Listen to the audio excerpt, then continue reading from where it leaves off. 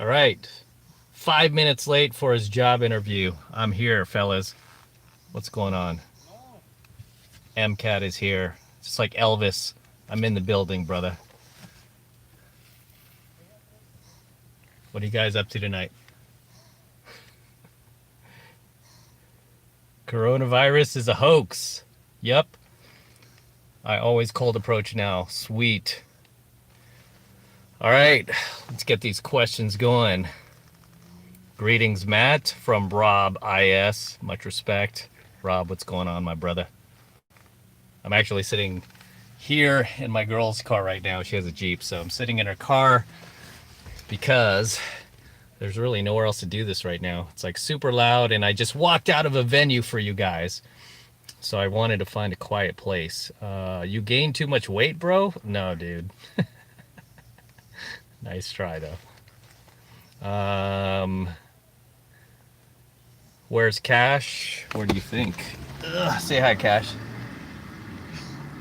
It's on the live stream. All right, let's keep this going. The getup is epic. I know. That's what I'm talking about. Got the Elvis sunglasses. Got the Evil Knievel jacket, leather jacket in honor of my hero, Evil Knievel, who was a real guy, right? He wasn't one of these like superheroes or Marvel characters. Evil Knievel was a real guy doing real stunts back when men were men. Okay, let's get to some super chats here, man. I want to make sure that I like get to. Let me see how we do this. This is only my third time doing a stream. Okay, so we got top chat, live chat, super chats. There we go. Okay. Lem, thank you very much. I'm honored to have you in my program, brother. Okay, let's see. Dude, YouTube is so cumbersome. This is why I usually do this on Instagram. Okay, I got a $2 super chat from Mr. Construcus. Says, it ain't bad. How do you keep this up here? It ain't bad, but it ain't San Francisco. Exactly. Yeah, man. San Francisco. My hometown, where I grew up, where I was born and raised. It's not the same city. Reconnecting. There we go. I don't know what I hit. I think I hit the camera button here. Yeah, it's not the same city that I remember growing up. All right. Let's see. I guess I do live chat, right? Should I do live chat? Is that better? Thanks, Matt, for your life lessons. You saved me from darkness. You're very welcome, my brother. All right, guys. Let's hit this up, man. I'm not going to be on here for very long. Probably going to do about 30 minutes of this. So, waiting for feminists to spam. Exactly, right? Yo, Matt, should I block my ex? She only talks to me when she's bored. I'm in no contact right now. It's hard to move on. Lewis, 2017. You don't need to block her, okay? Because you want her to see you doing all these high value things on your social media. So you don't want to block her, okay? You want her to see you like, I mean, say you go out, you go to these venues, you're taking photos with hot women. You want to upload those, okay? You actually want to show that off, and you want her to see that you've moved on without her, that you are in abundance, that she is not the only female on this planet, and that you have options, okay? So, yeah, I don't block any of my exes. Even my ex from 2006, I don't block her. She's reached out to me. I don't block her. Okay, got a $2 super chat from Michael. Let me see. From Michael Rosselli. Thank you very much, Michael. How to reach out via email, complex life scenario. Reach out to me via email. You can contact my customer support team at support@the33secrets.com. So again, it's support@the33secrets.com, and then they can set you up with a coaching call with me. Okay, life lessons channel. How do I get over my ex? How do you get over your ex? You get out there into the world, and you start going to venues and start moving on. Okay, man, this jacket looks pretty badass at this angle. I think I should shoot from this angle. Okay, let's see. Yeah, the reason why Life Lessons channel, because this guy's dropped a lot of comments and really supported my work. So I will tell you, right now you are in one-itis, you are in scarcity, and you need to get out of that. Okay? You need to get out of that. And the way you get out of that is you start going out. Okay. S. Sunil. Hi, big boss. Hello. How are you? My man. Danny Arnold. I remember Evil Knievel. I was just a very little kid at the time. I mainly saw rerun footage, but I remember he was a real deal motorcycle stuntman. Yeah, he was. Actually, I was fortunate enough. My dad took me to see him at the Cow Palace in San Francisco. It was like one of his last jumps, but fortunately, I was just a child too, but I was old enough to remember that. Um, am I in Vegas? No, I'm not in Vegas right now. Image 1N3. No, I'm not in Vegas right now, but I will be returning to Vegas probably sometime next month. Um, so probably sometime next month for a couple of weeks, and after that, I'm going to come back the month after to celebrate my birthday because really, there's nowhere to go right now. We can't leave the country. We can't, I can't really travel right now because of the virus. So I'm really relegated to the United States, and Vegas is just the easiest because it's only 3 hours from LA. I mean, it's a drive and boom, we're there like very, very quickly, and it's fun. And a lot of people are like traveling into Vegas from other states. So it's a perfect place for cold approach, and you could definitely still cold approach in Vegas. Okay. Oh, Anthony's Man Cave. Thank you for the $5 super chat. My opinion on cold approaches. I'm a cold approach pickup artist, my brother. That's all I do. I don't do online game. I don't do any of that stuff. Okay, all I do is cold approach. So yeah, I'm not a fan of online game. Although we are working on somewhat of a product right now that I'm probably just going to give away for free about online game and how to create a good profile just because of Corona and everything going on. I don't know if we're actually going to release that though, but it's so far it's coming out good. But that's been the extent of it. And even working on that program, I was just like mind boggled why guys waste so much time talking to these girls online when it's, I mean, you can't judge chemistry and connection online. And I mean, unless you're, you know, it's funny because I get a lot of these guys talking about looks, money, status. You know where looks, money, status matters the most? Online, where you can't communicate your personality to the girl. So you have to like try to get her out over messaging. Yeah.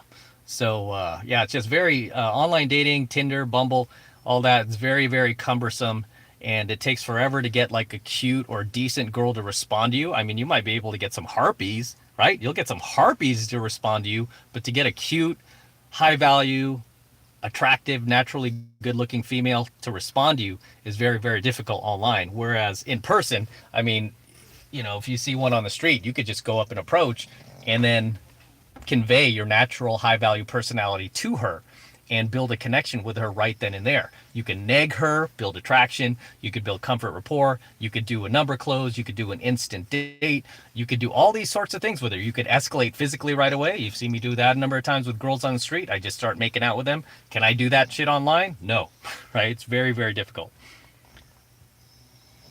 Okay, let me make sure I'm covering my super chats here, guys.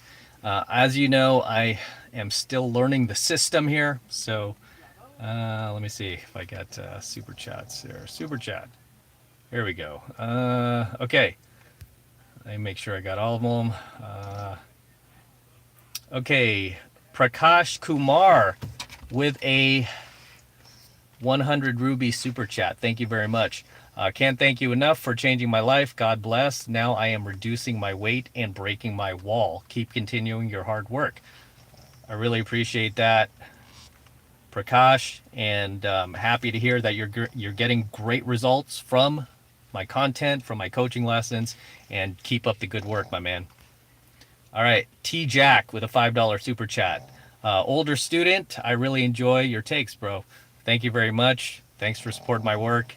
And chances are we're probably about the same age. Daryl Dawes with a $4.99 super chat. Awesome, brother. Thank you. Do you have any dating tips for a totally blind person? Yeah, from time to time I do get students with disabilities, whether it be like Asperger's or some sort of like military accident or car accident where now they're disabled, and really the thing is, when you're blind, there's always going to be groups you can get involved with. Whatever handicap you have, you can get involved in these groups and meet other people who have shared the same experiences you have. Um, Now, getting somebody who is, does not have a disability, who has full sight, is going to be more challenging, right? Because most people who are not disabled are going to choose to not date somebody who's disabled. And I'm just being honest. That's just what I've seen. But I mean, does it happen? Absolutely, right? So I'm not, going to try to make you pessimistic about it. But it does happen where you get girls who are, just good spirits, right? Good Samaritans, and they fall for you. They end up liking you for who you are. The thing about being blind is that's not a bad disability compared to like having no legs, not being able to walk, being in a wheelchair. Being blind is not that's not a big deal. So as far as dating tips go, like I said, yeah, you want to get involved in groups.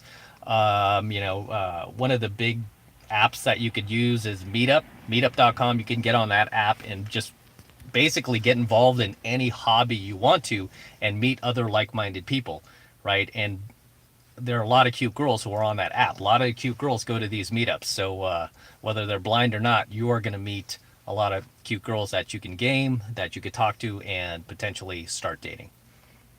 So hopefully that answers your question.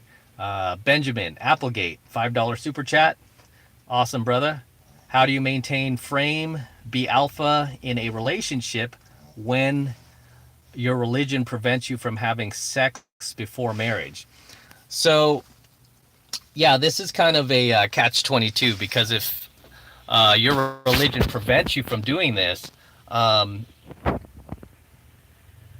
you're going to have to figure out a way to kind of balance, living in a world that is full of sin and still respecting your religious beliefs. But you're asking, how do you maintain frame and be alpha in a relationship when your religion prevents you from having sex before marriage? You don't need to have sex to be alpha, okay? That doesn't make you alpha. I mean, if you have sex or not, it doesn't make you alpha, it doesn't make you beta, to be honest with you. What makes you alpha is who you are. What makes you alpha is what's inside of you, your thought process, the fact that you're an individual. You don't follow the herd. You have your own values, your own beliefs, and you don't shy away from them just because they don't fit in with the beaten path. Okay, I mean, really, that's what makes you alpha. You have social empathy. You have social awareness. You know who you are. You treat others with respect, and you don't let people walk on you. You don't let people piss all over you. You don't let people aim on you, right? And you don't let people get inside your head. Really, that's what makes you alpha. I mean, having sex before marriage has absolutely nothing to do with it. So, yeah, hopefully that answers your question. I mean, I've been with a lot of beautiful women, and I never once thought for a second like, oh, I'm alpha because I'm getting hot girls. No, that doesn't make you alpha. It's who you are. That's just like having sex with like good looking or great looking women, or marrying a good looking woman. That's just the result of being alpha. That doesn't make you alpha. All right, Anthony with a $10 super chat. Thank you very much. Thoughts on being in your late 30s or 40s and trying to date hot women in their mid 20s? I'm 36. That's still young. FYI, 36 is still young. Reasonable looks, fitness, and career, but apprehensive on getting older. Old man in the club. Okay, Anthony, the fact that is in your head is what you're going to need to fix before you do anything else. Okay? Before you do anything else, because your thoughts create your reality. And in pickup, in game, something I teach my students is a law of state transference, right? What you feel, she feels. So if you go into these venues thinking you're the old guy in the club, guess what? You are going to project that. You are going to project that you are the old guy in the club. You're 36. I'm older than you, right? I've got a good 10 years ahead of you, and I'm still going to these venues. And I've had no problem getting girls in their early 20s. The youngest girl that I was dating was 19, right? She was 19. And there was even a girl who had a crush on me at that same time, that was 18. Okay.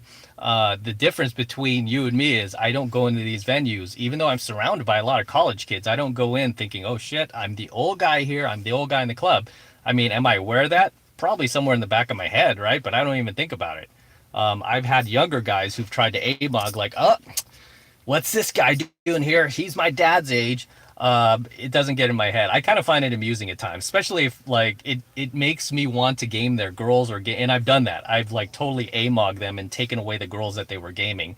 And then these guys by the end of the night are shaking my hand. They're wanting to buy me drinks. They're asking like, how did you do that? That was like magic. And I tell them, like, follow the 33 secrets, son. I'll teach you all about it. Follow me at the 33 secrets. So the fact that you're 36 is really still young, bro. I can tell you, 36 is still young, especially getting for girls who are 10, 12 years younger. That's who you should be dating. Okay? That's who you should be dating.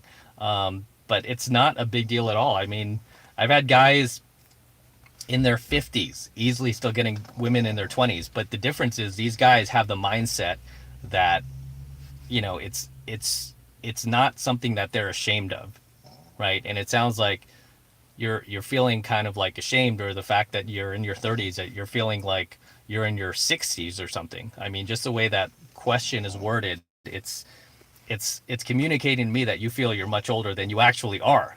Trust me, when you're 46, 56, 66, you'll look back and go, man, 36, I was still young. I was still a young buck. And let me tell you, you are. Okay? No problem at all. You should be taking advantage of this time right now. Don't get inside your own head. Don't become your worst enemy. Okay? Don't get inside your own head, because if you're inside your own head and you go to these venues with that in your head, it's going to be easy for other people to get inside your head. Okay? And the reason why, like, when I go to these venues, and, it doesn't happen all the time, maybe like once a year for as much as I go out, I might get like some younger guys AMOG and go, oh, this guy's my dad's age. What is he doing here? Really, the fact that they're saying that means that they're threatened, right? They're threatened because they know you're older, you're more experienced, you have more financial status. So they're threatened by that, right? But you can't let people get inside your head. I mean, fortunately for me, I've had plenty of reference experiences, not only my own experiences dating much younger women, but my students, to the point where, it's not in our frame of reference. Like, oh my God, I'm the old guy here. Okay. So hopefully that answers your question. Let's see. Jerry Martin Kosis with a $4.99 super chat. What's up, Matt? Good to see you doing more live. Yeah, I'm trying, man. I'm trying. Think women in their prime would see a late 30s man who's a virgin. Wait, think women in their prime would see a late 30s man who's a virgin a red flag. Only if you tell them. Okay, why would they have to have that information? Obviously, that's not something you would volunteer. Yeah, that's just not something you would volunteer. Even the first time I had sex was with my high school girlfriend, and she didn't realize I was a virgin until, like, we had sex. I don't know why. It just never came up. We never talked about it, but she had no idea. She thought I, like, slept with one of her friends at one point. I was like, no, I never had sex with her. But the fact that you're saying that, okay, women in their prime, would they think that's a red flag? They would, it wouldn't be so much a red flag to them as it would be a DLV, which stands for demonstration of lower value, because they would think like, how come this guy's in his 30s hasn't had sex? What's your reasoning behind that? Now, if it's for religious reasons, right? Say you're religious and say, hey, I'm a Christian, for example. I don't have sex before marriage, and then you meet a Christian woman who has the same mindset, it's perfect, right? That will actually work in your favor. Okay, it can actually work in your favor. And I'm not sure if that's what you're trying to do, if you're trying to save yourself for marriage, or if you've just not been able to get laid up until now. Okay, but there's pros and cons to it. Okay, there's pros and cons to it. Mastermind123 with a $10 super chat. Thank you very much. You're saying, I just got this chick's number while she was shopping at a supermarket. Great, cool. You cold approach. Should I text or call her first?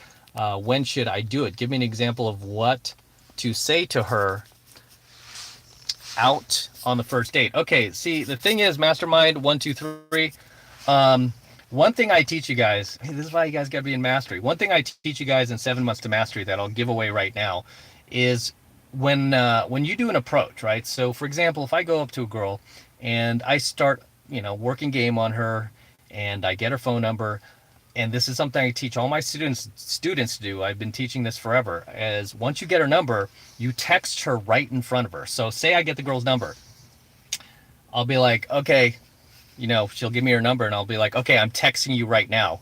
Right? And the girl might be like, oh, okay, I'm texting you right now. And I'll just say something funny like, like, hey, stupid, right? I'll text her something funny like, hey, stupid. And then she's right in front of me. And then she'll respond back like, oh, hey, dum dum, right? And I'll be like, oh, cool.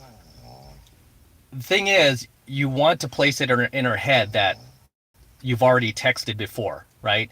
And then that way, when you try to text her later, she'll already see that she's returned your text, even though she did it in front of you. The fact is, you're already kind of like warming her up to that, right? You're warming her up to the fact that you're going to text her later or at some point, right? But it's very, very important once you get the girl's digits that you text her while she's in front of you, and then get her to text you right back, right? So you'll be like, hey, stupid.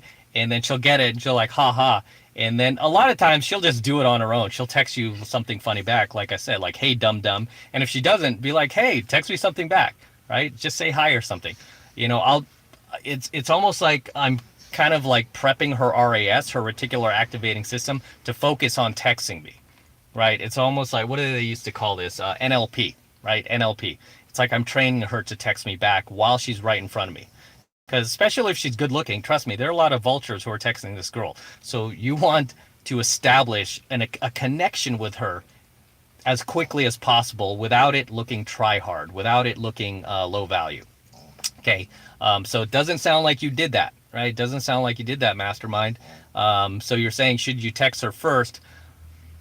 If you met her at a supermarket, it depends on how well your set went, on how well your approach went. But the fact that if she hasn't texted you yet, that means you did not do a good enough approach. And yeah, you should probably fire off a text, but it's going to be, it's going to be hit or miss whether or not she responds, just because it's, again, you have to go through the 5 steps for a proper approach that I teach you guys, right? Number 1, you got to open, right? You got to approach the girl. Number 2, you got a false time constraint, right? After you open her, you'll be like, oh, hey, I thought you were cute. Don't worry, I can't stay long. I got to go meet some friends. I mean, that's like the oldest PUA technique in the book that still works to this day, right? You got a false time constraint. Hold on, let me hit these lights, guys. Somebody. There we go. Oops, I just turned on our car. Okay, but yeah, you got a false time constraint. Because that pumps buying temperature. And then you got to neg her a few times, right? Negging builds comfort. Negging builds attraction. Okay, I'll generally make a comment about the girl's whatever she's wearing, her shoes, her purse, her outfit. I'll be like, oh my God, where'd you get that purse? And she'll be like, oh, I got it over at, this expensive store, Louis Vuitton. I'm like, it's so funny. That's like the 3rd time I've seen this purse today. Is that purse like really popular? And like make her feel like, oh, wait a minute, I have a purse that everybody wears. So I'll pepper and negs like that, right? And then I'll build an emotional connection with her, like, hey, where you from? How many brothers, sisters you have? And what kind of music you like? What kind of food you like, right? I want to see if we like the same kind of food. We like the same kind of music, same kind of movies. Because if I'm going to date this chick, I want to know that we can hang out together and I'm not going to be like bored, right? So establish comfort and rapport, and then I go for the close, right? And a lot of times I don't go for the number close. I go for the instant date. I'm like, what are you doing right now, girl? You want to go down to Starbucks? Let's go down to Starbucks.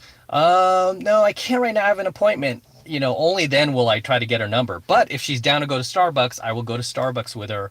I'll take her with me. We'll sit there, get to know each other better, and I won't ask for her number until the very end of the date where we're just kind of like leaving each other, right? But I'm going to try to keep her on the Insta date as long as possible. Try to get her like to hang out with me, maybe like go out on a date later that night, come back to my place, whatever, or go to her place, watch a movie.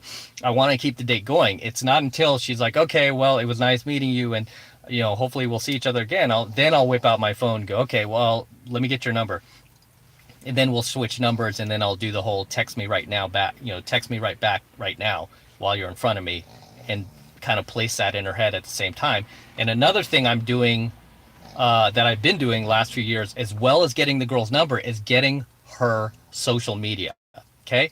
So if you're on Instagram or Facebook or Snapchat or anything like that, you want to get her social media, especially if you have a lot of high value photos with you doing adventurous, exciting things, maybe dating beautiful women, maybe skydiving, flying an airplane, whatever it is, right? She's going to want to see that stuff, because right now, I mean, once these chicks find out who you are, the first thing they're going to do is Google you anyway. So it's better, it's good to get her social media. That way you could start communicating over social media as well, and you don't have to worry about this damage control text game that, so many guys are end up getting losing the girl through, like the damage control text game. I can't stand that.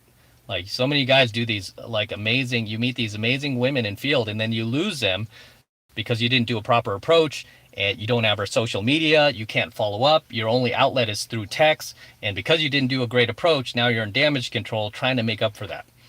All right, Alex Yekov, sorry, I'm gonna butcher your name here. Yakovlev, I hope I pronounced that right. Alex. All right, Alex with a 549 super chat. Thank you very much, my man. Can I still date super babes since I rent a condo? Of course. Why not? Why not? You're not homeless. You have a place of your own. And I've had guys who are homeless who've still gotten some very, very amazing looking women. The fact that you have your own place is you're far ahead of the pack. The problem with a lot of you guys is you self-deprecate too much. You totally look for reasons. You shoot yourself in the foot. It's like you don't even need an AMOG to shoot you in the foot.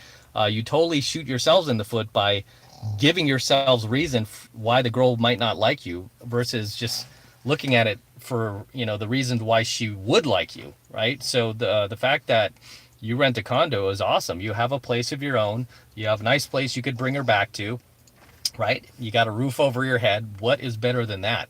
So yeah, I mean, you're in a fabulous place compared to most guys who are like living at home.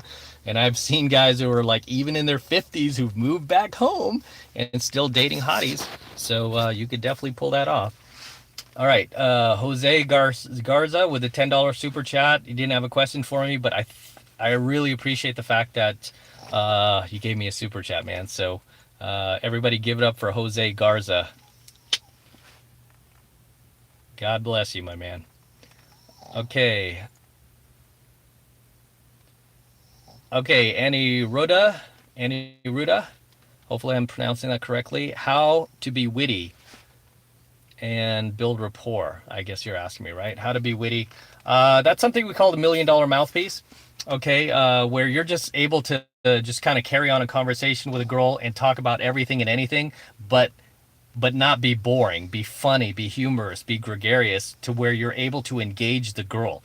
We call that the MDM, the $1 million mouthpiece, and that develops through practice. That develops through just experience getting out there in field and gaming girls, right? You just develop what we call the $1 million mouthpiece, where you're socially free, right? You're socially free to say whatever you want, and everything that comes out of your mouth is like gold, right? And that's what you should be thinking in your head, right? And because at the very core of this, at the very core of somebody who's very witty, very funny, just very like has that $1 million mouthpiece I'm talking about, the very core of them is this delusional sense of self-confidence, right? They have this delusional sense of self-confidence that anything they say, anything that comes out of their mouth is going to be gold, right? Even if nobody's laughing, as long as he thinks it's funny, again, law of state transference, everybody else will think it's funny, right? So it comes from that social freedom. But I appreciate the question. Okay, MBA. Oh, hey, you were on last week. MBA, Nilami, Com Team. Matt Cross, Truth 2.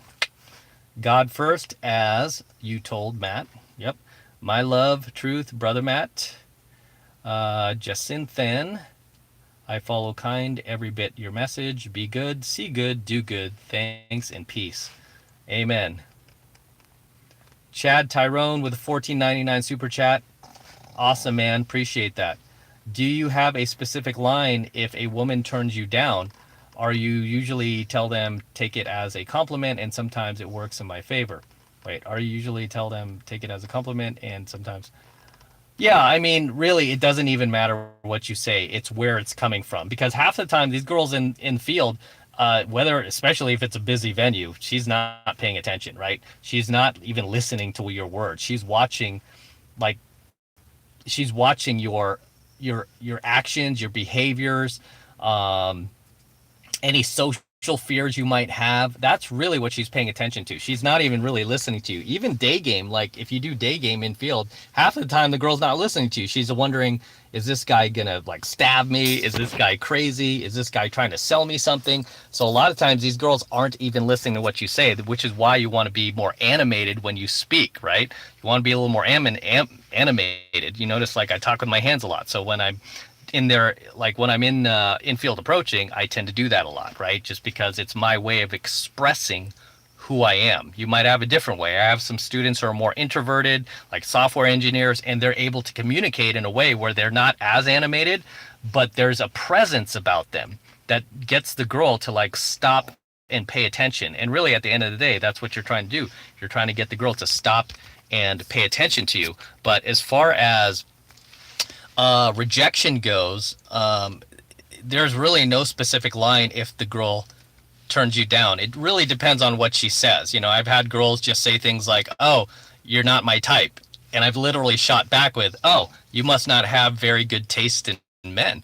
Right. And a lot of times that has worked. The girls start laughing. Oh my God, you're so full of yourself, you know, and then I'm able to plow from there and start building attraction. The thing is, I never listen to what these girls say either. It doesn't really matter what they say because I can tell you, out of all the girls that have ever rejected me, over 50%, maybe even closer to 70%, I was able to turn that around just by not quitting, not by not giving up. Like what if she, especially if she said, "Oh, I have a boyfriend," I'm like, "Oh, really? How long does he let you have? You know, how long have you guys been dating?" And then I'll try to stumble her, right, to see if she's telling the truth. And if she stumbles, I know she's lying, right? And then if she's not, she'll be like, "Oh, we've been dating a year and a half." These girls know right off the top of their head, like how long they've been dating their boyfriend. So if she's telling the truth, she'll be like, "Oh, 15 months on the dot, just celebrated." Like, "Oh, cool. Does he let you have guy friends?" Right? Innocent question. And if she's like, "Yeah, of course he lets me have guy friends." "Oh, cool. Let's be friends." And a lot of times those relationships don't work out. And the girl ends up hitting me up at some point, being like, "Oh, hey, are you still single? Because I'm single now." I'm like, "Oh, yeah, yeah, let's go out." So yeah, a lot of my best relationships started that way, where the girl was like initially like, "No, no, I'm not interested. I'm not." I mean, the hot, like one of the most beautiful girls I've dated, like just like, "No, I'm not interested. I'm not interested." And I was like, "You must not have good taste." "What? What'd you say?" I was like, "I said you must not have good taste. Are you hard of hearing too?" So not only do you have bad taste, but you're also hard of hearing. And she's like, "I can't believe you said that to me." And from that, it turned into like a 5-year relationship.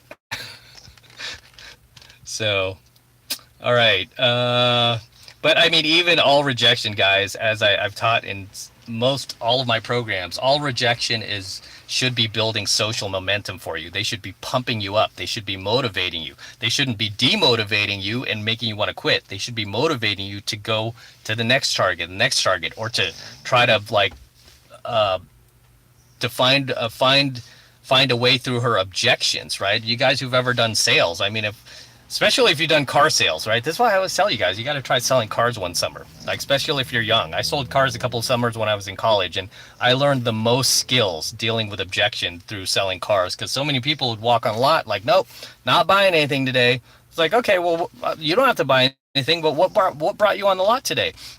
They'd be like, "Oh, I just want to browse." "Okay, you browsing for anything in particular?" Yeah, kind of like an SUV type of thing." Like, "Oh, okay, yeah, you could, yeah, totally, feel free to browse," right? You don't apply any pressure on them. Like, "Yeah, feel free to browse." Uh, any particular like size? Do you have a family? You know, I'm constantly always digging to find out more.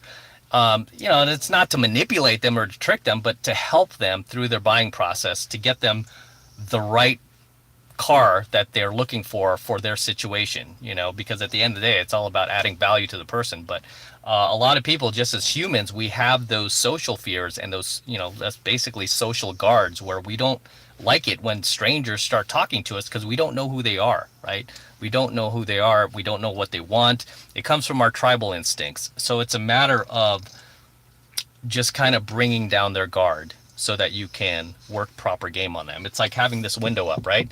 Got a window up. If somebody were to talk to me through the window and I had the radio on, I couldn't hear them. I would need to trust them enough to put the window down and actually turn my radio down so that I could listen to them. But before I'm willing to do that, I have to know what they want, right? It has to benefit me too. So I have to know what they want and if it benefits me as well. Then I'll put the window down and I'll give them a shot and I'll listen. Okay, Caleb with a $5 chat. Thank you very much. Is there a wall for men? Not unless you stop making money. Not unless you like completely self-destruct and voluntarily choose to destroy yourself. Drugs, bad unhealthy living, bad habits, junk food, not taking care of yourself, not working out. Yeah, there could be a wall for you. But as long as you're doing those things and you voluntarily choose to go in the opposite direction and take care of yourself physically, and you're making more money each year, no, I mean, the wall, really, you could keep the wall at bay, right? I mean, at some point, we all lose our looks, right? At some point, we're all going to be old, male and female, doesn't matter. Male, female, we're all going to get old, we're all going to get gray, we're all going to be on our deathbed, okay? But that's really not going to happen until your last, like, 5 years of life, maybe 10 years of life, depending on how well you take care of yourself. That's not going to happen until the very end.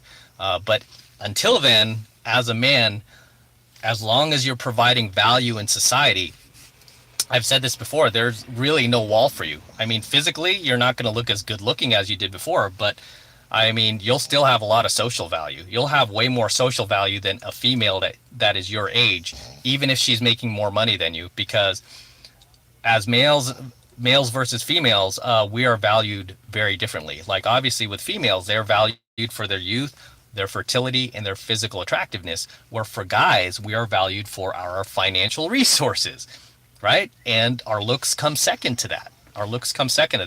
Now, obviously, the LMS crowd, the looks, money, status crowd, will be like, nope, it's all about the looks. And it's like, initially, when the girl sees you, yeah, the more attractive you are, the easier it's going to be. But that doesn't mean that chick's going to stick around. Doesn't even mean she'll have sex with you. Just means that she kicked open the door for you because you're a good-looking guy. Now it's up to you to game her, to get through to her get in her pants, and then to keep her there if she's a badass chick and you want to keep her there. Right? I've had plenty of students who've lost they're financially like millionaires, right? Like, they have tens of millions in the bank and they can't hang on to their woman. A lot of times the woman is even their own age, like in their 30s or 40s or 50s, and they can't even hang on to that chick, right? Because they become so beta. Yet these guys are still like great looking guys, very high value, and they can't hang on to their women. Hey, what happened to looks, money, status? Right? Without game, you got nothing. I've always said that. Plenty of rich guys out there cannot hang on to their women. Plenty of rich guys out there crying, begging their women to stay. Okay? Plenty of these rich, good-looking guys. All right. The Gothic Pink with a $10 super chat. Thank you, my brother. Really appreciate that. Question. Did a lot of push-pull technique on a girl. Okay, so you did a lot of push-pull techniques on a girl. She was interested, but I moved on to someone else. She still stalks your social media. How can you approach her again? I mean, if she's still stalking your social media, I mean, it's as simple as just firing off a message. You don't need to reapproach her. You could just fire off a message to her, especially if she's stalking you. I mean, basically, the reason why these chicks are stalking you is because they're still attracted to you. Okay, because a chick who's not attracted to you is not going to stalk you. You know, you'll notice whenever you lose a girl's attraction, she could care less what you're up to. She could care less about your social media. She could care less about what you're uploading. She just doesn't care because there's no benefit for her anymore. She's no longer attracted to you, right? There's no reason to invest in you anymore because she doesn't care about the return on investment because she doesn't want you anymore. So it's the girls that are stalking you that are still into you. So the fact that you did a lot of push-pull on her and that got her attracted to you doesn't surprise me at all. As I've told you guys, push-pulls, takeaways are the most powerful and effective technique for building attraction with a girl. When you do those push-pulls, you do those takeaways, you kind of ghost her for a bit, you do your own thing because you're demonstrating to her that you are a man who has achieved the magic word of abundance, right? You've achieved that magic trait of abundance. You have a life of your own outside of women. You don't need her to exist, because especially if she's good looking, that's basically every guy she comes across is a guy who depends on her to exist. He can't exist without her. He can't live his life without her. He constantly has to be hitting her up, blowing up her phone. And these are guys that aren't even, she's not even dating. These are just beta orbiters in her friend zone that are trying to get her this way. So, good question. The Gothic Pink. And thank you for the super chat. Benjamin Applegate, would you date, with a $5 super chat? Thank you. Would you date a single mom or date a woman who is way older than you? And I mean, like, way older than you. No, I would not. The only time I dated a woman who was much older than me was when I was in my late 20s, and she was, I didn't know how old she was. I thought she was 35 at the time. I had met her at a Starbucks. I cold approached her at a Starbucks in Studio City, California. I was just there vacationing at the time, and I think I was like 27 or 28. And she was like, I thought she was 35. She turned out to be like 18 years older than me.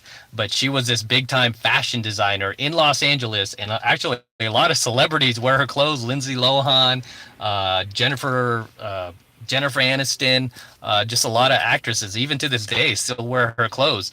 And she had like her own line in Nordstrom's and I Magnum and Macy's.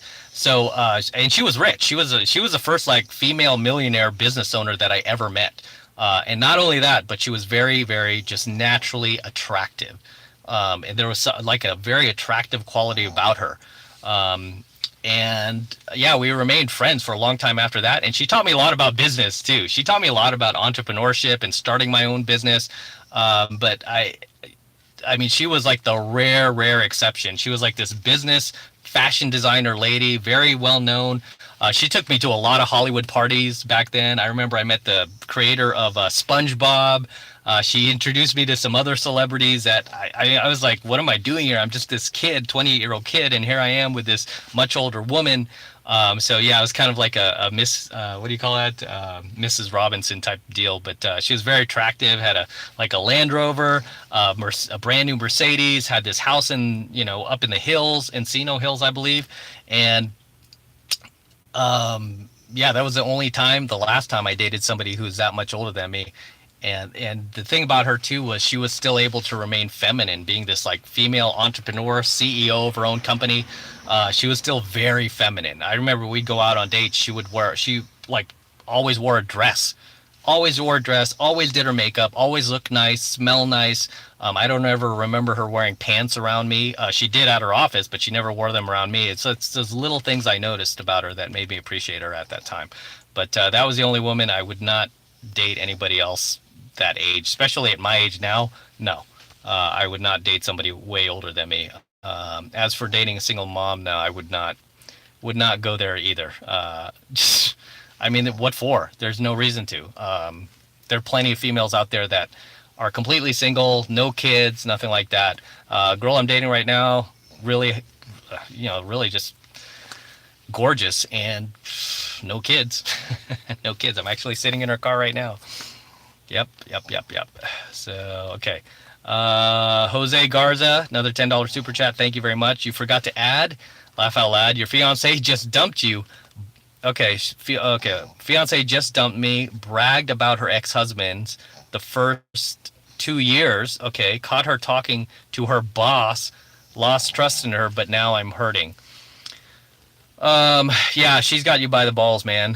When a girl could do that to you, it's, she's basically created like this aura about her that has you pedestalizing her in your head, that she's just this fantastic, like, unicorn of a chick, when really she's, no different than any other girl out there who's like cheating on her man and is just not a virtuous woman, right? The fact that she bragged about her ex-husbands the first 2 years of your relationship, is that what you're saying? Yeah, that's not cool, man. I don't care if I'm just dating the girl and she starts bragging about her ex. I'm always like, then go back to him, right? You're gonna brag about this dude, go back to him. I'm a high value guy too. Go back to that guy. And some of these girls have dated guys who are like way more money than me, way better looking, way younger. And if they talk about him, like, go back to him then. Why are you with me?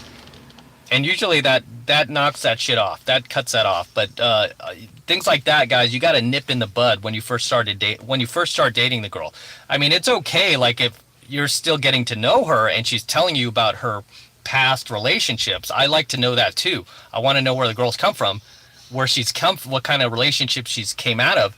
But if she continues talking about these guys and then bragging about them, that's disrespect, man. That's bad behavior. That's disrespect, and that's usually when I put my foot down and I'm like, hey, why do you keep talking about this guy? You know, and obviously they're talking about them because they miss them. They're still thinking about them because deep down they don't feel, they haven't gotten that closure from that relationship. How do I know that? Because I've had ex-girlfriends who admittedly have told me that they, like when they're with their new boyfriend, their new man, that they're like, I can't stop talking about you, and the guy's getting pissed off. I'm like, well, stop talking about me. He's like, no, I know, but sometimes I just miss you. You know, sometimes I think about the times we had and blah, blah. And I'm like, you're with somebody else, man. Respect that dude. I even tell them that, right? I'm like, hey, it's an ego boost for me, but I'm like, you're with somebody. You gotta try to make that work, girl.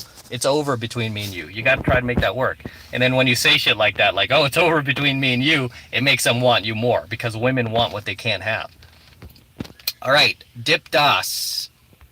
Dip Das with $100 or 100. I'm not sure what that is. And if it's 100, that's awesome.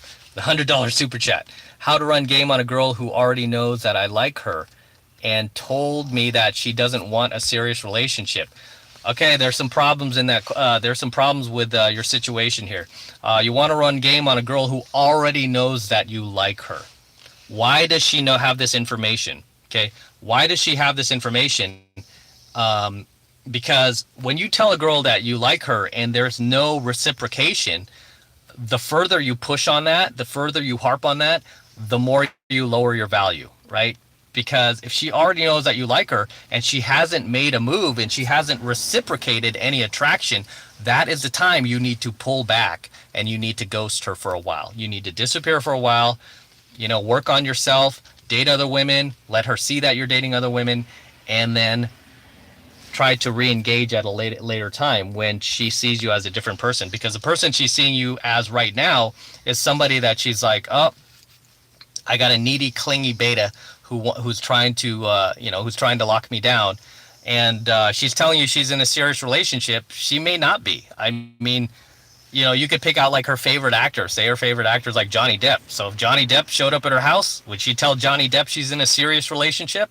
Probably not, right? She'd be like, no, I'm single, Johnny, right? So the fact that she's telling you this is, you know, half of it, it could completely be bullshit. The other half could be that it's true. But it sounds like you made a mistake from the beginning, and now you're in damage control where you're trying to get her, almost trying to like force her to see like you're this great guy and you should be dating me. And that's not how attraction works. So the fix for this, like I said, is you want to start ghosting her. You want to disappear for a while, especially if you've been blowing up her phone and giving her all sorts of attention and validation. You want to take a step back, give her a chance to miss you. Okay? Give her a chance to miss you while you do other high value things. And hopefully she's part of your social media, because it's easier to show off on your social media if she is following you, right? It's easier to show up and you can show that you're living your life, you're having a great time, and then let her start to feel attraction for you that way. But right now, she's like basically pushing you away. So you know what you need to do? You need to actually give her space to chase you. Okay? 'Cause she's not going to chase you if you're not giving her space. There goes her light again. I don't know why it does that. Okay. Red Pill Mike, what's up, my man? With a $5 super chat. I meet a lot of dime pieces with steady blow habits. I live clean, so this is an issue. Any thoughts? Why this is a recurring theme? Yeah, man. It's probably where you're meeting these girls. Where are you meeting them specifically? What venues are you going to? Where are you meeting these girls exactly? You might just need to change venues. Or if you're meeting these girls at night during the night game, then you might need to change and start doing more day game. If you meet these girls in a certain part of town, then try a different part of town, or even a different city that's not too far away from you. But if you're meeting a certain type of girl that's like that, then yeah, that's that's not going to work. Because I'm the same way too. I live pretty clean too, but I grew up at Hayden Ashbury, so I dated, quite a few girls who lived in that area. And even when I got older, girls who were moving into San Francisco, like some of them lived in that area, and these were really attractive girls. I mean, you would definitely consider them as dime pieces.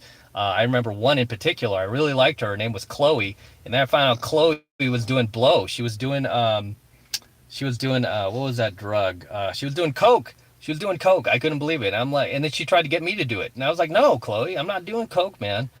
And then she was like, come on, just do it for me. And I'm like, no. She's like, try it once. I'm like, fuck no, I'm not gonna do coke, right? I remember laying in line. I had to lay down, and I'm like, and I really like Chloe. Out of everybody I've dated, I mean, she was one of the girls that I really enjoyed hanging out with. And then finally, I mean, as much as it like made me sad to tell her this, I was like, I had to end it. I told her, I was like, Chloe, I gave her several chances too. I'm like, if you can't stop, if you can't get help, and I'm like, and I was like blue pill at the time, so I was like, I will stand by you. I will help you get help. I will go to the meetings with you, but you gotta get help. And I think she went to one or two meetings and stopped going. And I'm like, sorry, I can't date you. I can't be part of this. I don't want to be part of this. This is some freaky ass shit. I remember we would have to go downtown. We went downtown once or twice, and she bought like drugs, and I'm like, dude, we could go to jail for this, man. I'm like, I don't want to put myself at risk anymore, right? And she was gorgeous. She was a great looking girl. She was young at the time, and she was like 26, a bit younger than me. And I was like, no, I can't do it, Chloe. And it really saddened me because, I mean, had she not had that drug habit, I mean, I would have dated her for years. And instead, it was only a few months, and I had to drop her. Really, really killed me. And Chloe was somebody that I really, really liked, and it took me a while to game her. It took me a while to get her to go out with me. Then I finally did put all this work into her to build attraction, comfort, rapport, got her to the point where she wanted to date me and only me. And I'm like, yes, this is perfect. And yes, I'm leaving the game and all that other shit. And yeah, it didn't work out. So, but yeah, I would never do that these days. I would never even put up with it even for a date. All right, let's. Oh man, I've got a lot of super chats. I want to make sure I run through all these. Okay. Craig 6T with a $2 super chat. Thank you, Craig. My brother's name is Craig. Might be my brother. Thank you. Um, Kalem with a $5 super chat. Where is safe to approach during COVID-19? Anywhere, man. Anywhere. I mean, obviously the bars and venues are closed right now, right? But there's patio dining where I'm at right now. There's patio dining. Plenty of girls out on the patio. Plenty of girls to. I mean, my girl was at. She went to dinner with her girlfriend last night.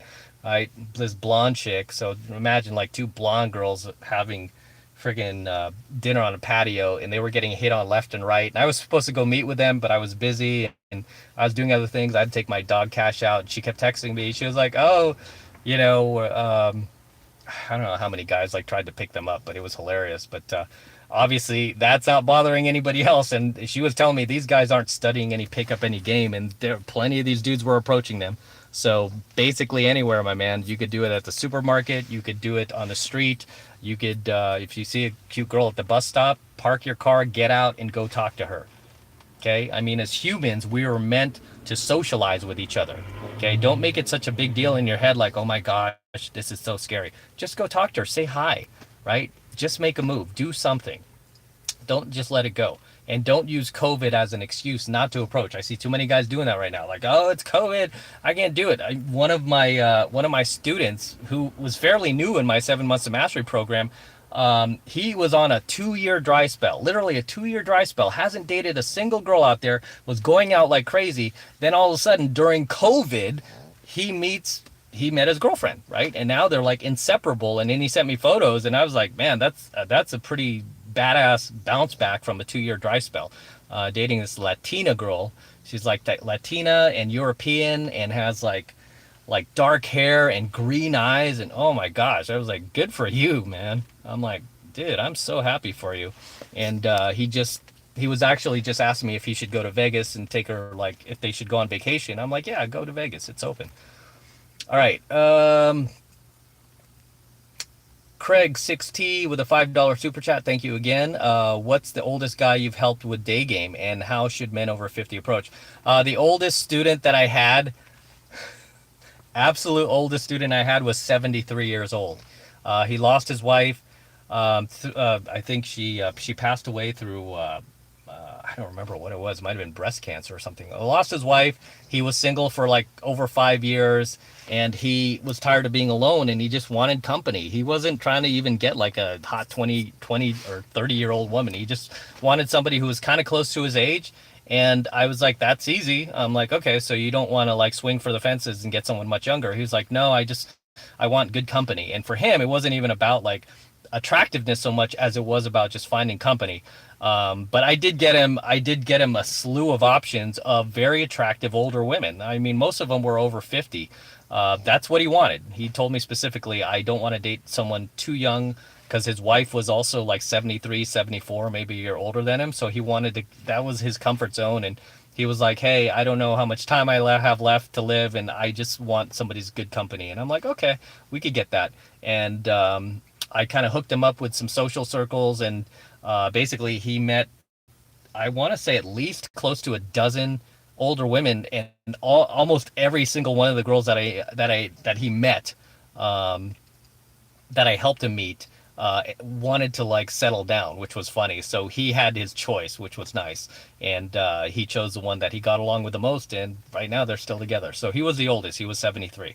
So right now he's probably edging towards like 76, because that was 3 years ago. Okay, Lava Emperor. But the fact that you're saying you're over 50, that's big deal, right? Big deal. What can you do? Right? I mean, I'm in my 40s. I mean, even when I was like, before all this COVID shit, I was continuing to game in these venues where most of the people were like college students. I don't care. I'm not there for them, right? I'm just there to socialize. Who cares? Yeah, you got to get outside your head with your age, because again, that becomes a self-fulfilling prophecy. If you keep thinking in your head, oh my gosh, I'm over 50, I'm this old man, that's how people are going to look at you. Okay, so you can't like lead with that. Um, okay, Lava Emperor. What do you think about dating scene in New York City? I don't really care for it too much. I'm not really into the chicks from New York and chicks who move there, because they have a different kind of like value system that doesn't align with mine, but it might align with yours, right? I can't speak for you. I don't know what your values are as far as that goes, but I've just noticed girls that I've dated from New York, I've not really aligned with.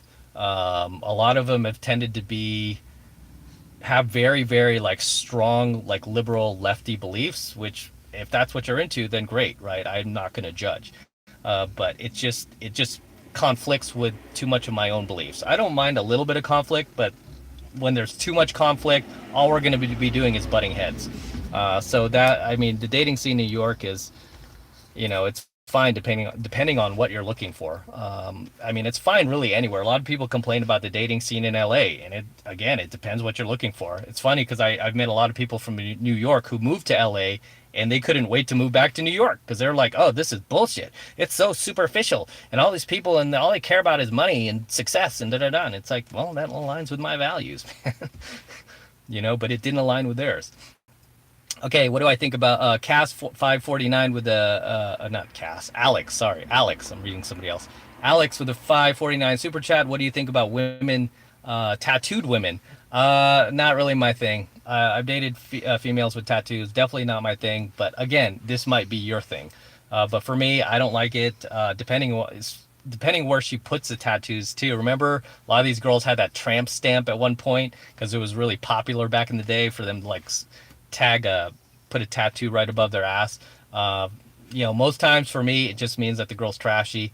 From a statistical standpoint, it also means that she's more promiscuous than females who aren't tattooed. So chances are she's probably slept around if she has tattoos, especially like a lot of tattoos. Yeah. It's different for guys. I mean, if guys have tattoos, guys aren't really getting it for attention or anything like that. I mean, not so much. Maybe they are, but not to the level that females get tattoos. Like most of females will get, something like an expression or something like that tattooed on their across their above their titty or something like that, where you would like look. Most times they just do it for attention, but yeah, statistically, every psychologist in the world has admitted that females with tattoos are, I think they're like 63 to 70% more promiscuous than girls who don't have tattoos, which I've found to be true. Just as somebody who's dated a lot, I found that to be very true. Girls with tattoos, I didn't really have to wine and dine them a whole lot. I didn't have to work. I didn't even have to work a whole lot of game. I mean, it was just kind of almost like working game on a single mom. I mean, they're just down, right? And depending on what you're looking for, that's good or bad. Okay, Anthony with a $20 super chat. Thank you, my man. I really appreciate that. Anthony says, thank you for the helpful guidance. What is a good response or mindset when people ask, why aren't you married? Oh my God. Why aren't you married? Whether a girl on a date or friends, coworkers, like as if it's a red flag usual. Yeah, I get that a lot too, Anthony. I get a lot of people saying shit like that, even especially haters who drop comments on my YouTube channel, like, if he's so smart, why isn't he married?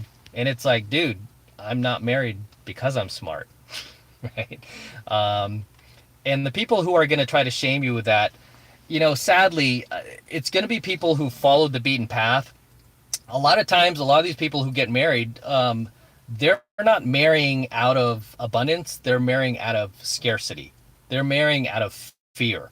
And I have nothing against marriage, by the way. I mean, if you're going to get married out of abundance and you found a badass partner that you connect with and you've dated enough and you've had enough life experience and you want to settle with one person and she's badass, do that, right? I have nothing against marriage because for some people, that's what they want to do, right? And a lot of red pillars, MGTOWs, whatever, purple pillars even, they don't like it when I say shit like that. Like, oh, you're advocating guys to walk into the slaughterhouse. And it's like, no, not necessarily. It's like, dude, I'm not saying that at all. I shouldn't even say not necessarily. They'll clip that. Be like, look, he said not necessarily. It's like, no, I take that back, right? I'm not saying to do that. When you enter, it's like entering a relationship or any LTR. When you enter with red pill knowledge, you're armed, right? You're armed. And really at the end of the day, that's the best you could do.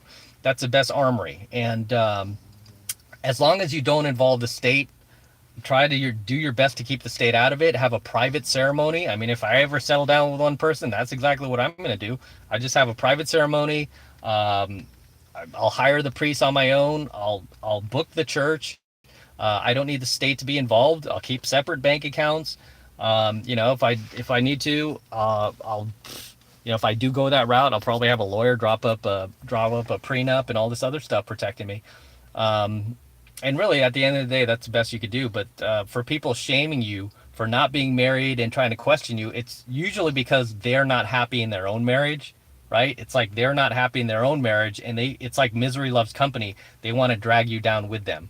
And you don't want to fall for that, right? You don't want to fall for that, because I had an ex-wing who did that, right? I mean, he liked the girl he married, but then he started shaming, like he used to complain about all our people in our social circle shaming us for not being married. Then he gets married, and then what does he turn around and do? He tries to shame me for it. He's like, hey, you can't be doing this pickup forever. And I'm like, why not? Right? I'm not going to do it forever, but I'm like, what is your problem? Why are you trying to shame me into marriage all of a sudden just because you're married? And it didn't seem like he was that happy. I hate to say it. He married a cool girl, but it seemed like she started to get the upper hand on him. And yeah, I started to go the way of Neil Strauss on that one. And I'm like, dude, wake up, man. Start using some of the game tactics that we learned together, because you're going to lose your woman. She's going to take off on you. But yeah, usually people in your social circle who try to shame you for not being married, it's generally because they're not happy in their marriage. Because the friends that I have that are happily married, those people have never once been like, Matt, it's time you get married too. No, they've never once said that. All they've said was, hey, when you feel it's the right time for you, then do it. Until then, don't do it. They're like, the worst thing you want to do is go through a divorce. And I agree. All right. Alan Pierce with a $10 super chat. Thank you very much. Hey, Evil Knievel M. I'm engaged to a Victoria's Secret fine Colombian babe. Nice. She chases me still because I got options. I believe you 100%. Because when you don't have options, you're not going to get that treatment. So the fact that she's chasing you tells me that, yep, you got options. She's spoiled, but I lead. Good. She gives me 100% no close guy friends, laugh out loud. She gives me 100% no close guy friends. What do you mean? No close guy friends, laugh out loud. Any tips? No close guy friends. Are you saying that she's not allowed to have any close guy friends? She shouldn't. I mean, if you're in a relationship with her, like an LTR, she shouldn't have like any like close guy friends. I mean, if you're just dating her, yeah, fine. Like when I was like going through these girls in my dating rotation, that a lot of these girls wanted to settle down and become boyfriend girlfriend with me, and I didn't want to, and they had guy friends, and I never once told them like, oh, can't hang out with, you can't hang out with Todd, man. You're casually dating me. No, I've never said that. I'm like, yeah, hang out with Todd. I don't care. Hang out with Todd, Chuck, Peter.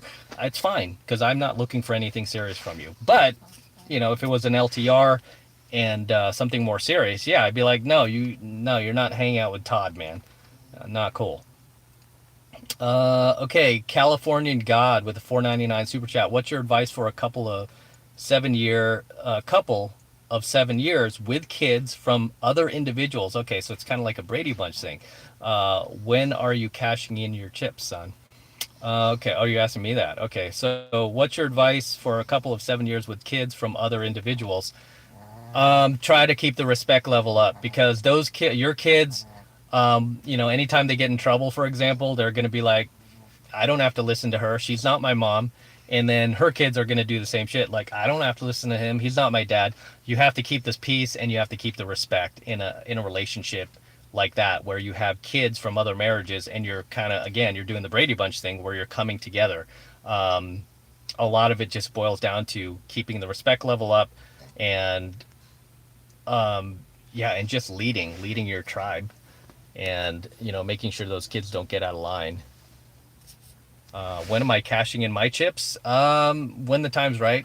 When the time's right. I was posting this, you guys who follow me on Instagram, because I get that question a lot. Hey, when you cash it in, Em? I'm like, yeah, I'm like Brett Favre, right? I'm like Brett Favre. I keep thinking about it, but I just don't want to. I love playing ball. Okay, Mike Lift. Appreciate the content. Yours is a balanced red pill approach, among the best. Thank you very much. Appreciate that. If ever in town here in Miami, dinner or lunch is on me. Cool. The only thing, Mike Lift, no seafood or chicken. I can't eat seafood or chicken. Seafood I'm allergic to, and chicken I just have a phobia against. Probably because I had some chickens growing up as pets. Yeah, as pets in San Francisco, we had chickens. Crazy. But yeah, I have a phobia against eating chickens for that reason. So burgers, steak, I'm good all day. But thank you very much for the offer, and I might take you up on that because I haven't been to Miami in a long, long time. I haven't been to Florida in a long time, and the funny thing is my DeLorean is from Florida. It was at in Orlando at DeLorean Motor Company, and just got out here a few months ago. I had it shipped out here, so that is awesome. I appreciate that offer, Mike. Okay, Dark Charisma X with a $5 super chat. Do you take any precautions before making out with women? What are your precautions when having sex? Precautions when making out with women? Not really. I mean, I mean, usually I have a pretty good radar for chicks who I feel like might be dirty or anything like that. Obviously, it's not perfect. Nobody could ever know 100%, even a doctor, right? Even if the chick went in and got like medical testing, even that's not accurate. I mean, all you could do at the end of the day is just try to be as precautious as possible. Usually the girls that I've done instant makeouts on have been like super attractive. I don't even make out with like sevens. I mean, the girl has to be like at least an 8, 9, or 10 for me to do something like that. And usually too, what I've taught in my program, when I teach guys how to do instant makeouts, I teach guys to actually like look in the girl's eyes, and she will look into your eyes, and then she'll like right before a makeout's about to happen. I'm gonna give you guys a quick tip from 7 Months to Mastery. The girl will like look down at your lips. Once you catch her looking down at your lips, you're good to go. You'll notice I have an instant makeout infield video on my channel. I think I like clickbaited it. I called it the world's fastest makeout or something. World's fastest instant makeout. It was like within 10 seconds of meeting this girl, I made out with her. And if you slow motion that video, you'll notice I was paying attention. If you see the contact, it was at the Saddle Ranch in Hollywood. I walked in and I saw this girl. I grabbed her. I'm like, hey. And she was like, oh, hey. And I was like, have you had your first random kiss of the night? Something like that. And she was like, no. And then I saw we locked eyes, and then she looked down at my lips. Right when that happened, I knew I was good for the kiss close, and I made out with her. So that's how you know when it's good to do a kiss close. And usually in between, in those split seconds of like looking into the girl's eyes and then she looks down at my lips, I could get a sense whether or not this girl is clean or not. I know it's kind of a little woo woo, might not make sense. Some guys might be like, that's not accurate. And it's like, well, it's worked for me because I've never gotten mono, I've never gotten any communicable diseases. I've been checked. I'm totally clear. So far that's worked. There have been girls though. I will say there have been girls that I've approached where I was going to do the instant makeout, and looked in her eyes, she looked in mine, then she looked down at my lips, and I knew I was good for the instant makeout, and I went like this, and I was like, something's wrong. I don't like this. I don't like the feel, right? I don't like what I'm feeling. So yeah, that has happened too, and so yeah, all you can do is just use your sense and your feel and your good judgment. But thank you for the question. Great question. Okay, Moy Z with a 190 with a $1.99 super chat. Thank you very much. Has online dating made women more superficial? It's not just online dating. Yes, it has. I'll answer your question first. Yes, it has, but more than online dating, that's made women superficial is social media. Okay.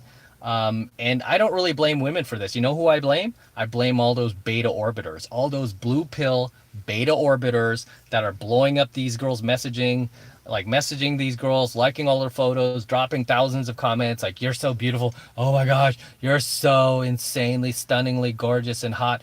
And, it's those guys. It's their fault. Because if they didn't get the attention from those guys, I mean, their heads wouldn't blow up, right? But obviously, since the rise of smartphones, it's really a lot of these girls who are just kind of like baseline narcissists have become like just like next level interdimensional or next level narcissists. Like they've just taken it to a whole new level. It's insane.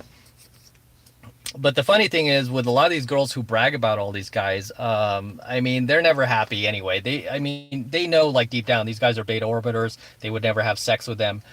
So it kind of baffles me why they would let it blow up their heads, right? I mean, if you had like, basically a bunch of like harpies messaging you nonstop, like say you had like a sea of harpies messaging you, liking all your photos, you wouldn't get a big head. You would be like, oh shit, gross, harpies. Like, what are you doing? Why are you liking my photos? You'd be kind of creeped out. Like, why am I attracting all these harpies? Right? But for these girls, they don't feel that way. They're like, ooh, another beta orbiter. I'm so hot. I'm so hot. Another beta orbiter, another 50-year-old virgin. Ooh, look at me. I'm so fun.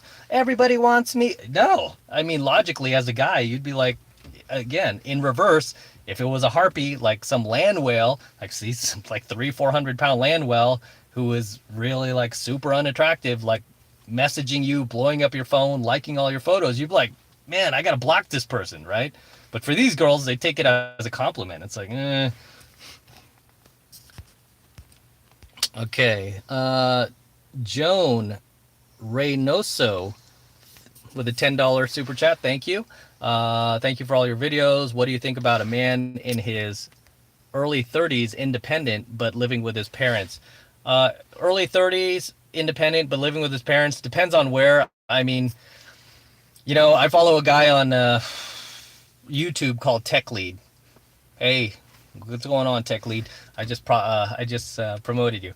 But he is, I want to say he's in his late 30s, and he was the tech lead for Google, the tech lead for Facebook. He got fired from both of them because he was basically spitting out like some knowledge that they didn't like, right? He was talking against like diversity and shit like that. So they basically fired him. Recently, he got banned from Facebook because he posted, it wasn't like something against BLM, but he posted kind of like a parody, like Programmer Lives Matter, and then they banned him for something like that. I don't know the story behind it, but he's in his late 30s, millionaire. He has millions of dollars. He has businesses, and he just moved back home with his parents. And I think he even did a video entitled "Why I Moved Back Home to Live with My Parents as a Millionaire." But obviously, he's in the Bay Area where I'm from, right? And housing out there, it's not cheap. Even here in LA, man, housing is pretty pricey. In some ways, I don't blame you. I mean, you should be on your own as a man, but in many ways, if you're trying to save money because you're trying to buy a house or anything like that, yeah, I don't blame you if you're moving back temporarily. Now, if you're moving back permanently, no, not cool, man. Temporarily, while you save some money because you want to put down on a house or you want to take advantage of this coronavirus right now and sock some money away, it's understandable. Okay, I don't think anybody would fault you for that, especially if you're in California where everything is insanely, insanely expensive. By the way, how do you guys like my Elvis sunglasses? Wore them just for you tonight. The King. There we go.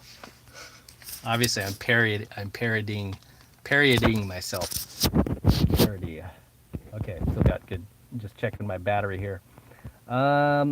Okay, Jerry Martin Kosis with the 499 super chat. I'm not a criminal or anything. What do you think would make a man a loser if someone like myself, a virgin, due to bad experiences? Just wondering. Nobody, I mean, really, nobody can, what would make a man a loser if someone like myself, virgin, due to bad experience? Yeah,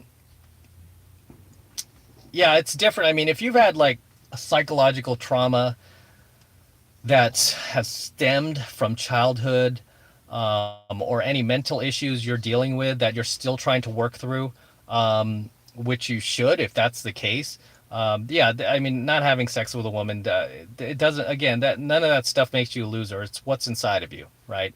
I've met a lot of students who've just chosen. I mean, good-looking guys could have slept with a lot of women, just chosen to save themselves for marriage, and it's like, who am I to tell them differently? That's their belief, and you're just not going to change them. It's like when I see these MGTOW guys trying to change guys' opinions about getting married and having a family, and it's like, dude, some guys, they're like dead set on getting married, having kids, and raising those kids. And I mean, really, biologically, that's inside all of us, and it's like it's very, like, almost impossible to change somebody's opinion about that, right? It was like when I bought my bad comparison, but like when I bought my DeLorean or my Range Rover, for example, people are like, don't buy that Range Rover, man. You'll regret it. You'll regret it. Oh, so many problems. Electrical gremlins. That thing will be in the shop the whole time. And I was like, nah, I've always wanted that Range Rover. I'm going to buy it. I bought it anyway, right? Nobody was going to change my mind. And to this day, it's been the best car that I've ever had, like the most reliable, right? I mentioned this in a couple of coaching videos. It's the most reliable car I've ever had. Got over 80,000 miles on it now. All I've ever done with that car is bring it into Land Rover for the basic servicing. Nothing crazy, no engine work. I've never had a single electronic gremlin, no check engine lights. Yeah, it's been a phenomenal car. I'd have no problem buying another one, but I think I'll probably go for a Benz the next time around, or a Beamer or something like that, just to switch it up. Okay, Red Pill Mike with a $10 super chat. Thank you very much. My experience has been when a girl says, you remind me of my brother versus the friend zone. You are like a brother to me. It is actually a DTF type. I have theories. Any thoughts, Matt? I mean, it could be. Again, it's all how you play it. I've had girls say that to me too, Mike. I've had girls be like, kind of like a brother to me, right? I've totally like taken offense, like deep inside my head, but then the winner side of me wants to use it and play on it to try to make something happen. So when a girl tells me I'm just like a brother, I'm like, okay, cool. I don't try to fight her on it. I don't try to change her mind. Again, it's very difficult to change people's minds. Just go with what they're thinking and then make it work for you, right? So when a girl is like, oh, you're like a brother to me, I'm like, oh, cool. That means that she'll hang out with me and she's not going to she won't be flaking on me like she does, like most guys that she feels are just trying to get in her pants. She's like, okay, she sees me as a brother. That's an opportunity to hang out with a girl platonically and show her that you're a high value guy. And then, of course, after enough times hanging out, you're going to be out together. Something's going to happen. Maybe you're getting drinks. Maybe she's a little tipsy. She'll want to make out with you, right? Or maybe she'll just spend enough time with you where she gets to like you.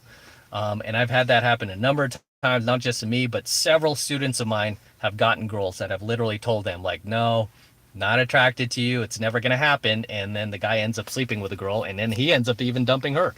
Funny enough. So good, great question, Mike. Lava Emperor with a $5 chat. Thank you.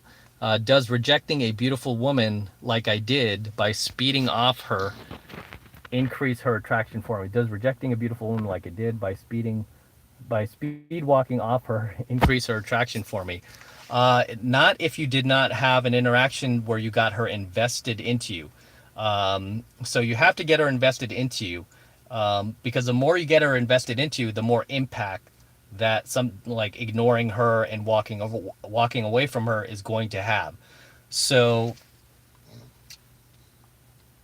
so a lot of times you have to build that connection first. I mean, if you're just walking around, you're ignoring her and you're not validating her, of course, yeah, she's gonna wonder why. Because most guys, like, if they see a hot girl, they're gonna be like, "Ooh, girl." She's just used to the attention. So this is why I've taught, like, in many of my very early programs, that especially for newbie students, I'm like, you should go out and go to these venues and just try ignoring these girls. A lot of times they will come up to you and they will just start talking to you for the fact that you are not paying attention to them, because it's almost like validation for females is like air. She cannot breathe without the air, and you have to, like, let me get this light back on. You have to withhold that validation from her. I guess I'll just shut it on. My girl's gonna be like, why did you turn my car on and off so many times? Keeping this light on, baby. Okay. All right. The Tim, $5 super chat. Thank you. I live in Vegas. What's a good place to meet women? Do you know a specific place I can go to in Vegas? You know what I love in Vegas is more than XS, more than the Marquee, more than any of those clubs out there, more than the Omni, right? I love casino floor game. Love casino floor game. That's usually where I've met the coolest targets and girls that didn't even go there for the clubs. They were just out there, like, you know, playing cards or doing the slot machine. And, that's like the easiest place to approach because they're just sitting there, like, playing slots a lot of times by themselves. And you can go up and approach them there. Whereas if you go to, like, one of the busier clubs, like XS or Omni, Marquee, or any of the other ones, you're going to deal with some stiff competition because you've got guys flying in, guys like me flying in, who are very experienced in these venues, especially busy venues, and know how to steal a girl's attention. It's very difficult to game there. But I mean, obviously you want to try, you want to get better, right? But if you're just looking for an easier way to pick up girls in Vegas that are out there having fun and there for the weekend, you'll usually find them on the casino floor, just doing casino floor game. And that's free. And right now, the clubs aren't open in Vegas anyway, so you have no choice but to do casino floor game. But as I mentioned on my Instagram, like, especially because I've been going to Vegas lately, I've been going with my girl. You'll find that most people going there right now are couples, right? And it's not to say that everybody's a couple, but I'm just saying most females you run across will probably be there with their boyfriend. And then you'll see speckles of girls that are out there on a girls trip that you can, approach and talk to and try to work game on. All right, let's see if we got any more super chats here. I think I went through all of them. Yeah, I think I got all them super chats. Cool. All right, let's get back to the live chat here. Was it live chat or top chat? How do you date a masculine woman? You don't. I don't like dating these. I don't like masculine women. I like feminine women. I don't even waste my time with these chicks who are like masculine. I don't even want to deal with those type of chicks. I mean, unless you're just practicing game and you want to practice gaming like an alpha female, yeah, go do it. But as far as like dating goes, yeah, I don't. No, I like girls who are feminine, wear dresses, smell good, grow their hair long. I don't like these short bobtail haircuts. I don't like that. I like feminine looking women. All right, Red Pill Mike. My theory is that with the $20 super chat. Thank you, Mike. Appreciate it, my man. My theory is that the difference between the two statements I mentioned earlier is I don't remind them of their brother specifically. I actually remind them of one of their brother's friends who smashed or wanted to. Good point. Good point. That's exactly what I'm saying. It's really the perspective that's coming from. And you're obviously using that to your advantage. So you're totally on it, man. You're totally on it. No disagreements from my end, man. That's awesome. Um, okay, let me see if there are any other questions in there. Uh, Crunch Fitness still open. That's awesome. I used to go to Crunch. Actually, when I lived in San Francisco, there was one on Van Ness, and they used to have these silhouette showers. Do they still have those silhouette showers at Crunch? But they used to have these silhouette showers. You'd walk up the stairs, right? You'd like walk into the gym. You'd walk up these stairs to go like check in, and then you'd see these showers on both sides, like male and then female. And obviously they were silhouettes, so you could see like the girls' tits and all this other. It's crazy. It was crazy. That was like so insane. But it might have only been in San Francisco. I don't know, but they might have removed those since. But I used to love going to Crunch. All right, let me see if I got any more here. Rob IS, will you ever do a city tour doing seminars, workshops? Yeah, absolutely. Come to Canada. Ha, Canada, man. Yeah, I don't know if they'd allow me in Canada teaching this stuff. I'd have to come in incognito, but yeah, as soon as this COVID lifts up, I'll probably get out there and do a few workshops, a few seminars. Not until like the venues start opening up can I get back out there and hold boot camps. But right now, I mean, a lot of guys are in my program, especially 7 months to mastery. I got guys signing up all the time. I had like a 50 student limit on that at one point that I've since lifted because I've been getting so many requests from guys been like, hey, can I get in the program? Can I just get in the program anyway because you're not doing boot camps right now? And I've had to tell my staff, my team, like, yeah, just let them in. And they're like, we're at max capacity. And I'm like, we'll buy more server space because we only bought enough to like hold a certain amount of students. But so we've basically bought more. I think that's what they call it. I got to talk to my tech guy. I'm not the most like technologically oriented guy, but we bought more server space to accommodate more students who've jumped in since the COVID thing. And now is the best time to learn. Now is the best time to be sitting down learning this stuff that you can't go to clubs. I mean, you could still go out there and day game, like I said. A lot of places, even here in strict ass California, they still allow patio dining.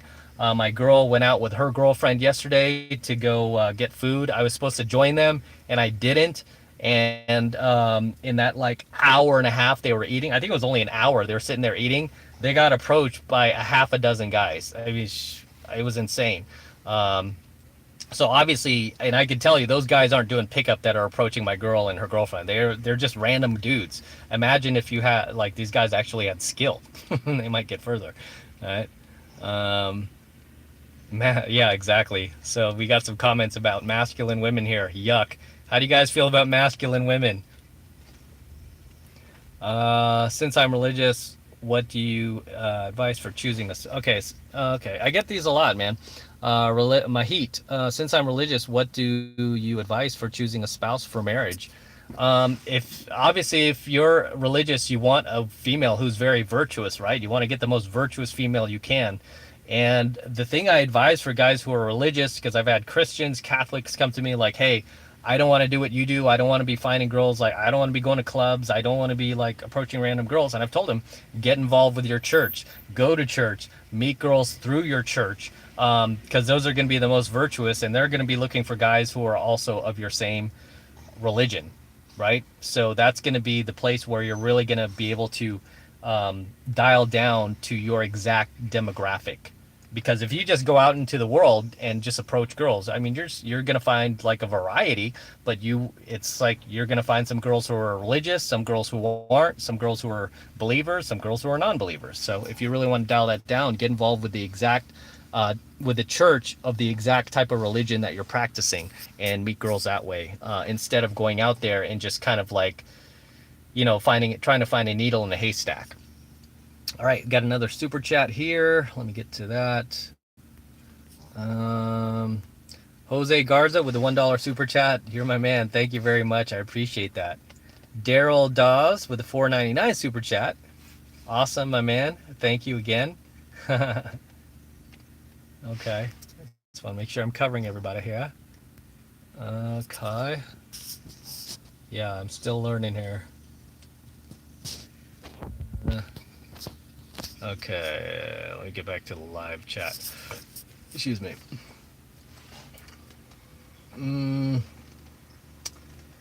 I want an old-fashioned woman. Yeah, you want a traditional girl. A lot of guys do. That's what we're looking for. It's like girls who are traditional, females who still know how to be women.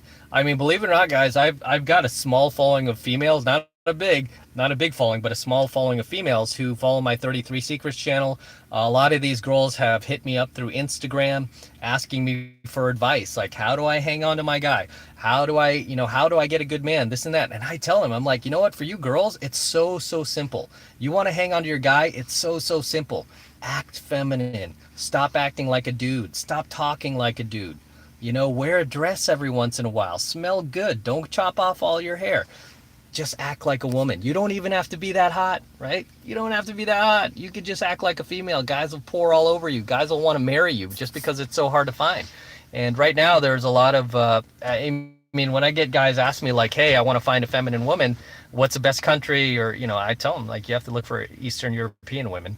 It doesn't mean you won't find an American woman like that, but a lot of you guys don't go out as much as I do, or a lot of my students do. You go out just enough to meet like one person at a time. So you're not, so your options are going to be a lot less, but usually Eastern European women, Ukrainian women, Russian women, they're still very feminine, very traditional, but they expect you to be masculine. Because they're traditional, they expect you to be masculine. They expect you to lead the relationship. You can't be like, oh, I'm just going to lay back and be the woman in this. You can't. You got to be the man. Otherwise, they'll take off on you too. All right, let's see if we got any more here. Tool, thank you very much. Celso, appreciate your support.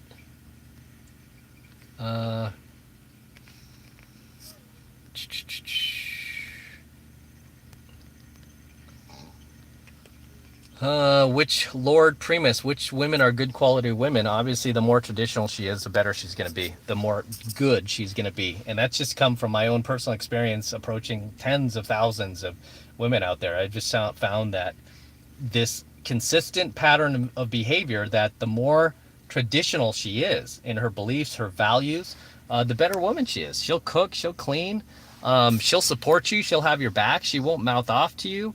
Unlike a lot of girls these days, it's like, I mean, even when there's no reason to mouth off to you, they disrespect you. And it's, a lot of it is that feminist brainwashing, and it's sadly, it doesn't only hurt men. I mean, it really hurts women at their core, because a lot of these girls too, they don't want to act masculine. Don't believe it for a second. A lot of these females want to be feminine. They want to be a woman. They want to wear dresses. They want to smell good. But it's like they have so much brainwashing and so much peer pressure coming from like their female friends, the mainstream media, telling them, nope, you gotta act like an empowered man. You gotta act like a guy to get ahead. And it's like, no, don't do that. Okay, what else we got here? I'm okay. Gangsta rap. I'm 300 pounds and keep getting flaked on. Should I expect this behavior till I lose weight?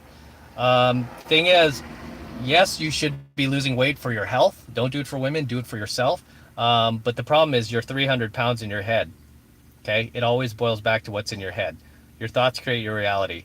So whatever ideal weight you want to get to, say you want to get to 175 pounds, right? Or 200 pounds. I don't know how tall you are, but whatever makes sense for you. Say you want to get to 200 pounds. You need to be 200 pounds in your head first. Even if you're just going to lose the weight, let's push women aside. Say you're just going to lose the weight. You need to be 200 pounds up here first and start thinking like a guy who's 200 pounds and stop thinking like a guy who's 300 pounds, right? Because as long as you continue thinking like a guy who's 300 pounds, you're going to act like a guy who's 300 pounds, and your behavior patterns are going to mirror that, and you're just going to stay that weight. You're never going to lose it. So it's got to be up here first. And take it from me, I used to be a personal trainer. So I would always tell people, the reason why you yo-yo in your weight and you're not getting into the type of shape you want to is because you don't see it in your head. You have to see it in your head first. Because when, you see right, you do right, as Mickey said in Rocky. How do you keep red pill glasses during, how do you keep on red pill glasses doing real life? It just has to become who you are. Like I said, I mean, this isn't, You know, it's like with pickup in game, it's not a technique, it's a lifestyle. It's, you know, I always tell guys, once you reach like a mastery level in game, you don't practice the game, you become the game. All right, let's take some more here. Yo, is this for real, bro? It is absolutely real. Real life. It's not an illusion. All right, Lava Emperor with the $10 super chat. At what age do women hit the wall, and do they act when they lose their superpowers? So, based on popular reasoning as well as statistics, generally a female hits the wall at approximately 25 years old, and it's usually downhill from there. So she peaks at 25. That is, you know, really when she's 25, that's the absolute best she's ever going to look, right? And, you know, arguably she probably looked better at 22, 18. But 25 is usually the peak, and it's pretty much downhill from there. It doesn't mean that a woman can't be in her 30s and 40s and still look very attractive. She can, and she could still get loads of attention, but she will not have the type of power she did when she was younger. I mean, it's like you take an ex-NFL athlete, right? Or an ex-boxer even. Say Mike Tyson, right? We look at Mike Tyson. He's about to fight again. Can Mike Tyson beat up, like, how old's Mike Tyson now? 53? Okay, can the 53-year-old Mike Tyson beat up the 23-year-old Mike Tyson? No. Right? No, the 23-year-old Mike Tyson can probably kick his ass. The 53-year-old Mike Tyson, he might be smarter, wiser, might know how to kind of duck punches more, but he cannot take down his 23-year-old self. Doesn't mean that he still can't fight, right? He could obviously still kick ass, but he's not the fighter he once was. So it's the same thing when it comes to females. So you're also asking, how do they act when they lose their superpowers? They become a lot more humbled, which is good. You know, which is what a lot of red pill guys kind of like gloat on, right? It's, you kind of get into this gloat fest when you see girls who kicked you in the balls in their 20s when they were in the height of their superpower. Now they're in their 30s, 40s, kids with different dads and shit like that. And then you can kind of gloat because you know she doesn't have the power she did before. And deep down, even though a lot of these girls will never admit it, she knows deep down she does not have the power that she once did back in the day. Okay, so they become a lot more humble. They all of a sudden become a lot more mature. This is why you see a lot of women in their 30s, 40s. They treat the men a lot better, you know, and I've had some guys who like specifically have gone for older women just because they treat you better. But I'm like, I have to remind them, I'm like, these are these same girls that kick you in the balls. The only reason why they're treating you better now is because they have no choice. They know that they've been humbled, right? They've been humbled.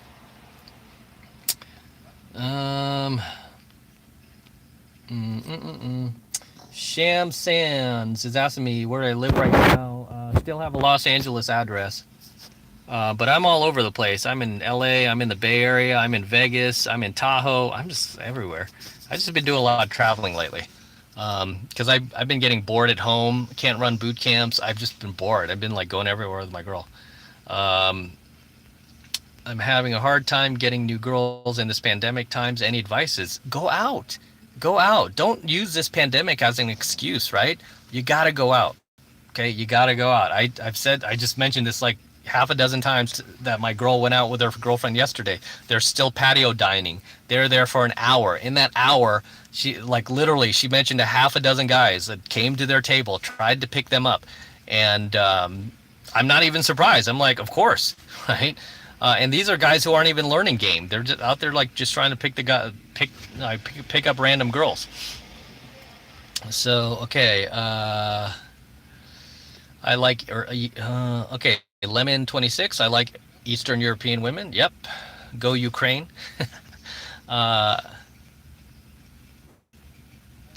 Shark bait. I remember Matt saying you are the prize in one of your videos. Exactly, you're the prize, guys.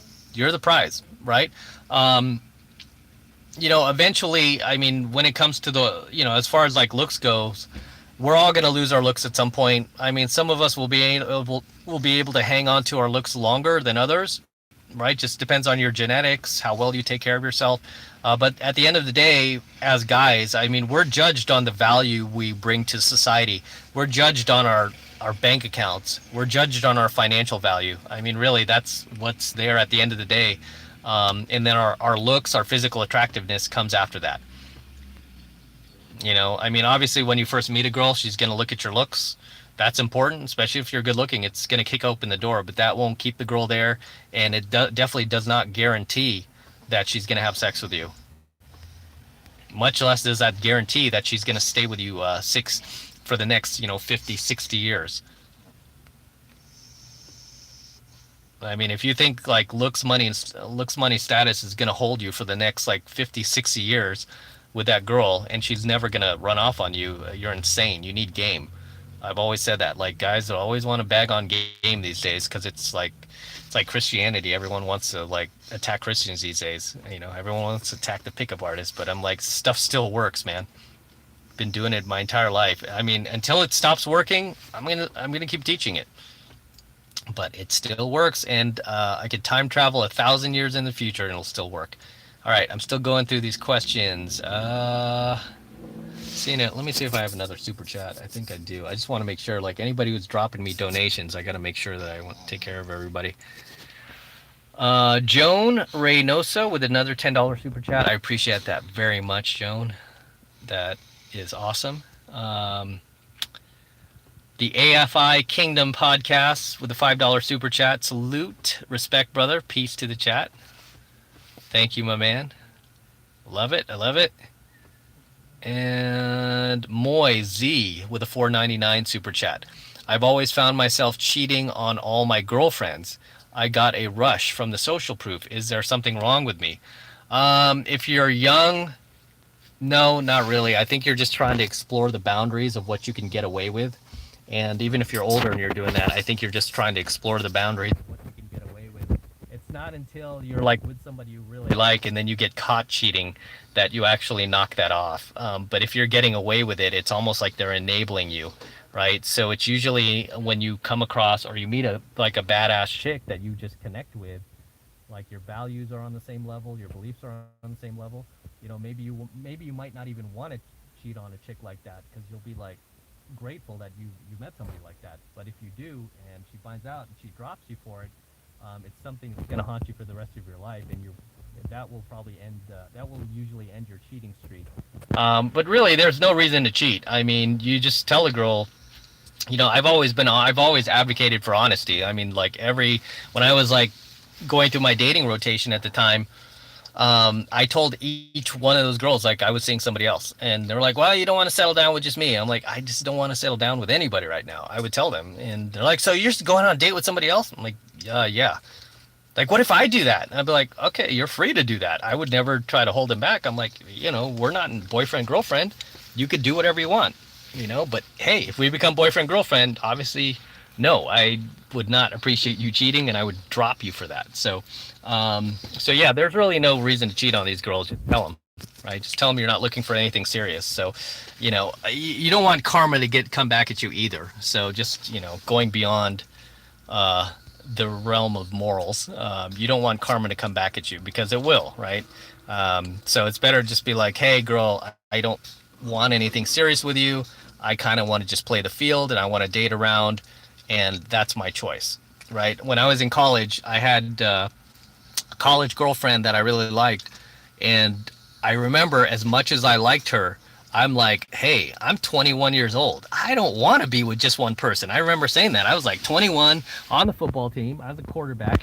I'm like, I'm going to parties with hot cheerleaders. I'm meeting all sorts of other girls on campus. I'm like, I don't want a girlfriend. I'm like, as much as I liked that girl, I was like, if this was like in the future and I was an older man, I would love to settle with that chick. But I'm like, right now I'm in college. I'm 21. I don't want a girlfriend. And I literally broke up with her. And I was like, sorry, I don't want a girlfriend, And I just went and partied like a rock star. And just to add on to that same college girl that I dumped ended up coming back to me anyway. I remember I was like done. We were both graduated from college. We are now like 25, 26. And we ran into each other one day, and then she was like, hey, are you still single? And I'm like, I'm single, but yeah, I'm down for a relationship. I'm like, do you want to continue where we left off? And she was like, yeah, let's do that. And then we dated for like 3 years after that. So, yeah, things have a funny way of working themselves out, just as long as you're honest. But the fact that I didn't lie to her and I didn't cheat on her, I didn't have to like. She never caught me because I never really did anything. I told her I wanted to be single at that time, and then we ended up getting back together later anyway. So, all right, for Mino9 with a 7.99 super chat. Thank you very much. Hey Matt, what do you think of Japanese girls? Japanese girls are fine. It depends on it really depends on what you're into. Yeah, but they're fine. A lot of them are pretty traditional. They haven't been Americanized. They haven't been brainwashed by, Western culture, and yeah. The thing about Japanese women too, like compared to American women, I mean, you're not gonna catch a whole lot of Japanese women like just going out on a Friday, Saturday night in their flip flops and their sweatpants and looking like slobs or anything like that. Most Japanese women, they take pretty good care of themselves and they themselves are pretty traditional. I think it's just part of the part of the culture, and they're not apologetic about it either. I mean, yeah. So it's yeah, they have no problem being non-inclusive. Like here in America, I mean, it's like, dude, it's like it's insane. Like the level of like inclusivity. It's like you can't just exclude people because you don't like them. It's like, oh, that's racist, or oh, that's homophobic. Oh, you have something against transgenders. Oh, you hate this group or you hate that group. It's like, no, it's just not my thing. Why can't I just be free to like what I want, right? But in Japan, they don't apologize. It's like, yeah, they're not gonna try to be inclusive at all. They're just like, yeah, screw you, I don't like you. Okay, Red Bill Bike with another $5 super chat. Thank you, my man. Honesty is easier with a rotation. Exactly. Yeah, it's very easy with the rotation. And two, because you're not really invested in those girls anyway. So it's like, even if they like bark about it, I mean, which they all will, if they like you, they'll like bark about it a little bit. You'd be like, well, that's the way it is. You lay down the law, and a lot of them will just put up with it. If you lie and hide it from them, it gets way too exhausting to camouflage. Yeah, man. Exactly. Exactly. Here go the lights again. Exactly, Mike. It gets super, it's like a job camouflaging it. And you're right. Like these chicks can sniff that shit out. They could sniff out, like, they talk about women's intuition. They could sniff that shit out. Even if, like, if that girl had perfume on her, a lot of, especially these younger girls, they wear perfume, and that's on your shirt. You go out with your girl, she's gonna smell that. Or say you had sex with this other chick, she's gonna smell that off of you.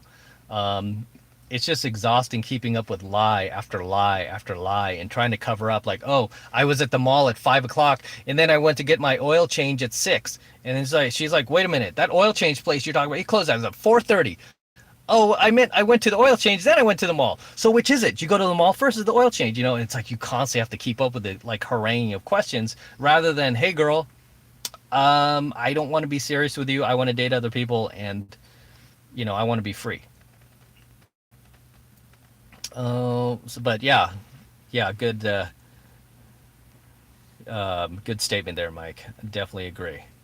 Jamie Herrera with a $5 super chat. Love your channel, brother.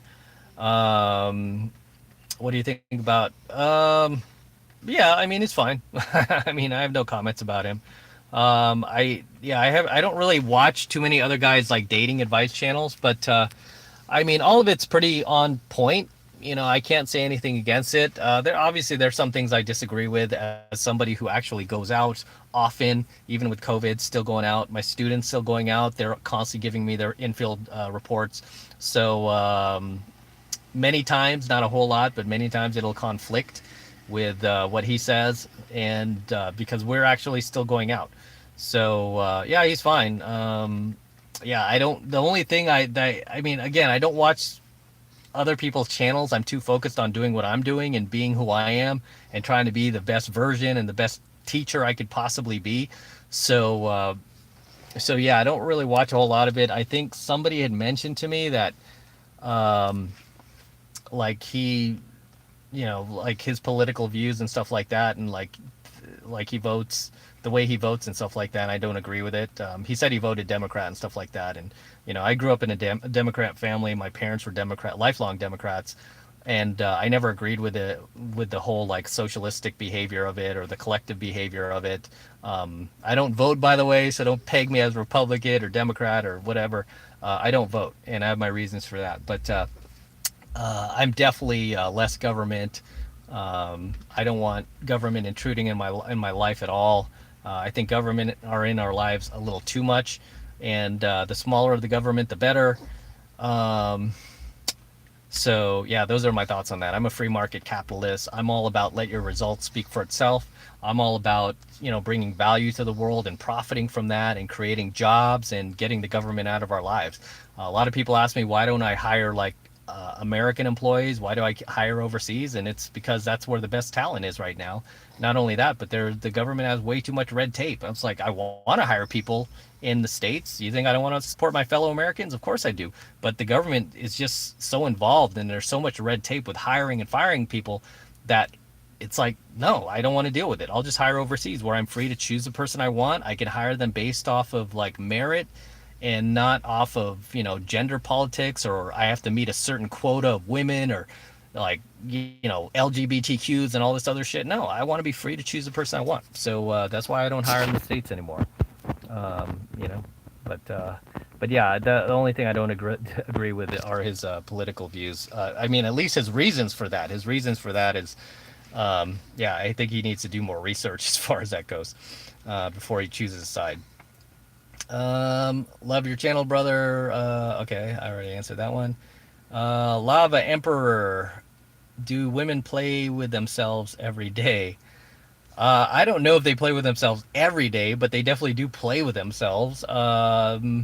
So yeah, I mean, most females that I've known have like openly admitted that they do. Most of these chicks, if you kind of dig through their drawers, I guarantee they're gonna have a vibrator. I guarantee they have something like that. So, um, I think it's just kind of like a time thing. Like if they have time to play with themselves. But as guys, I'm all for the no fap movement. Um, I, I mean, I'm against fapping. I'm against online porn. It really kills your drive and motivation to get out there and meet like real people, not even just hot females, but just real people and do things and thrive. Get to a level of thriving in life. If you're constantly like fapping online, it really just takes away your drive and it gives you a false sense of relief, which is not good. Okay, super nifty Susie with a $5 super chat. Thank you very much. As a 29-year-old woman, glad to have a woman on here. 29-year-old woman, have I hit the wall? I'm 5'5", 130 pounds, fitness model. I am shy and a web developer. All right. Thank you for the super chat, Susie, and I appreciate the fact that you're coming into the man cave and asking questions. So I'll let my subscribers answer that one as well. Feel free to drop your comments for Susie. But as I was mentioning earlier, it really depends on the girl. Usually for most girls, they hit their peak at 25 and it's all downhill from there. All, and some girls are able to hold on longer, but you're mentioning that you are a fitness model. So the thing is, Susie, you're always going to have guys hitting on you. Yeah, you're always going to have guys hitting on you. 5'5", 130. Probably a little voluptuous too, I'm assuming, right? Probably blessed a bit. So you're always going to have guys who are going to want you. And that's just good part about being a female is, you don't have to have a big fat bank account. You don't have to accomplish much. You could just look good and you'll have tons of guys. Now, will you be able to get the same level of high value guys, say when you're 39 as opposed to 29? No, just realistically, you're not going to be able to get the same level of like high value guys. This is why you should be out socializing as much as you can and trying to. It depends. What are you looking for, right? Depends on what you're looking for. If you're looking for a partner, I wouldn't waste time. I would get out there. I would, try to find somebody that is your equal, that is of high value, that you could potentially go the distance with, or at least jump into an LTR with, because yeah, again, we're not going to have our looks forever, male or female, but being a female, it's even more like important because you're judged almost exclusively on your looks, right? You're judged almost exclusively on your looks. But I appreciate the super chat. And yeah. All right, Mr. Folder. Hey, I am currently in my with $10 super chat. I'm currently in my girlfriend's living room because she is withholding sex and intimacy. You're currently in your girlfriend's living room because she is withholding sex and intimacy because she claims she is tired on her period. Should I just walk out? But she isn't trying at all. Yeah, absolutely. Um, Once a girl starts withholding sex like that, it's a red flag, guys. Okay, it's a red flag. I don't care if she's on her period or whatnot, right? It's a red flag. Um, and I just know this for a fact. I mean, again, I've had a good number of women followers who've admitted to this too. That like, I don't even want to have sex with my guy anymore. I just tell him I'm on my period, or I just tell him like I give him some lame excuse so I don't have to have sex with him because the attraction's not there yet. So again, going back to her favorite actor, like say Johnny Depp's her favorite actor. Johnny Depp showed up at her door and was like, "Let's have sex, girl." Would she be like, "No, on my period, Johnny, can't do it"? No, she'd be like, "Yeah, let's do this." Right? Um, should you just walk out? Yeah, I would. If you were to stay, you would be rewarding bad behavior. If you were to put up with that, you'd be rewarding bad behavior. Um, so usually, like what I would advise students to do, if she's denying you of sex, you need to return the favor and deny her just the same. You need to, this is the time when the girl starts acting like this, you need to pull back. Okay. You need to pull back. Now's not the time to push like, oh, why won't you have sex with me? You got to have sex with me, start begging or anything like that, or start pleading with her or compromising, trying to sell her on the fact of having sex with you. Now's the time to pull back and do your own thing and to kind of go away for a while, until she understands like, hey, you're not going to tolerate this behavior. Right. And the thing is, this is why I advocate for having an abundance mindset, right? Being on your path and purpose, because when you have a path and purpose, you have other things you could easily jump to. Like the times where, I've argued with my own girl, right? I've just been like, okay, I just stop responding. I don't respond to texts. I don't respond to phone calls. I don't pick up the phone at all. I just focus on my business. I focus on doing my own thing. I focus on working out. I focus on my dogs. I just do my own thing.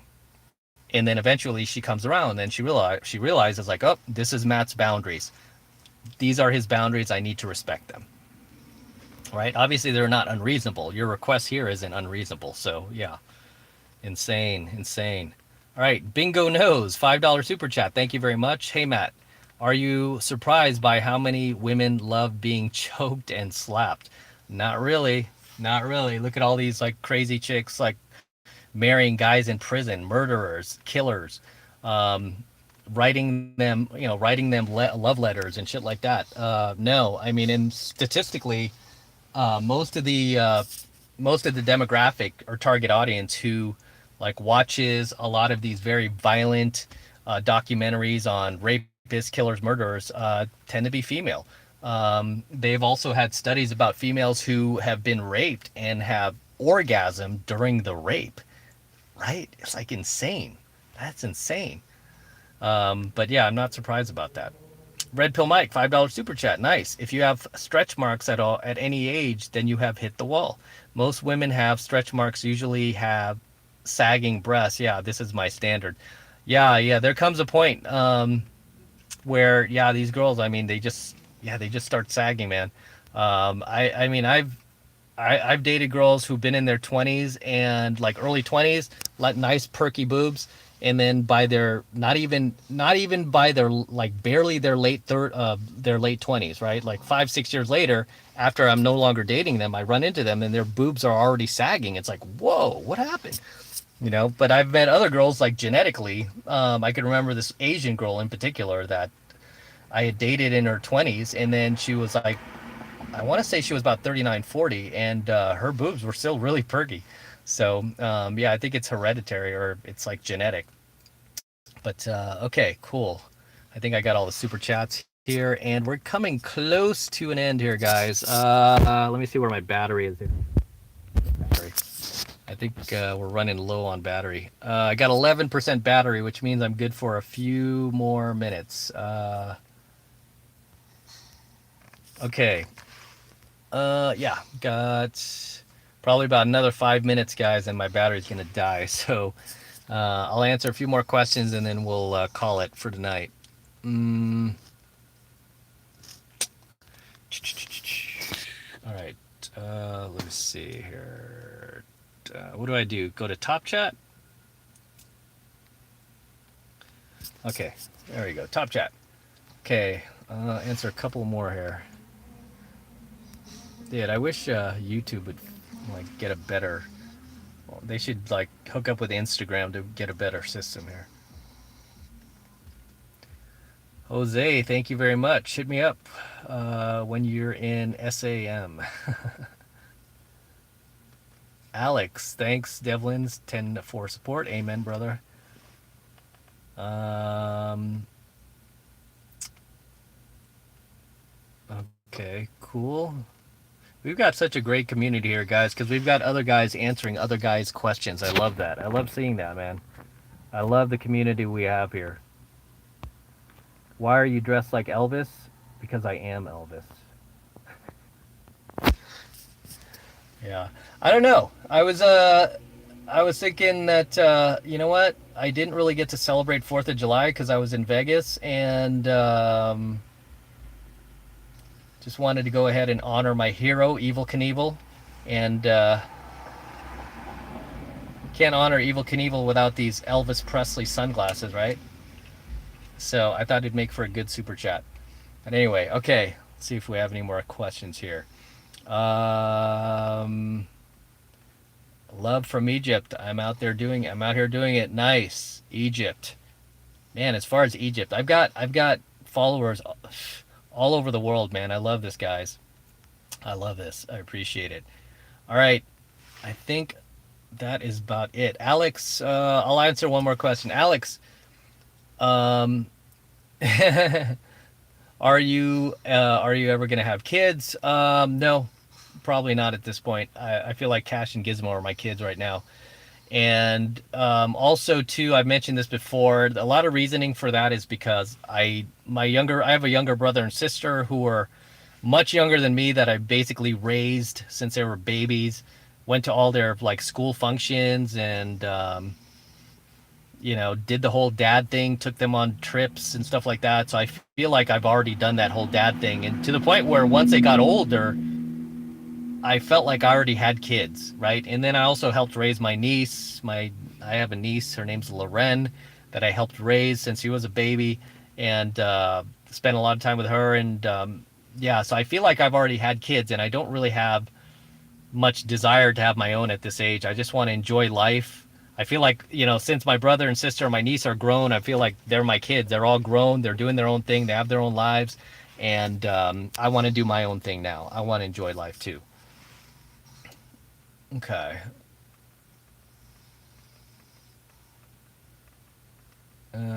Evil Knievel or Elvis? Both.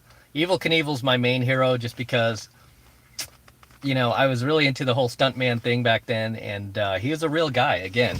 But yeah, Evil Knievel's a real guy. I don't admire superheroes or anything like that. Evil Knievel's a real guy. So, yeah, just like super ballsy. I mean, he was doing these jumps on like a street bike, right? It's not like today where people use dirt bikes and stuff like that. He was using like a street bike, a Harley Davidson, to do all these insane jumps. I mean, yeah.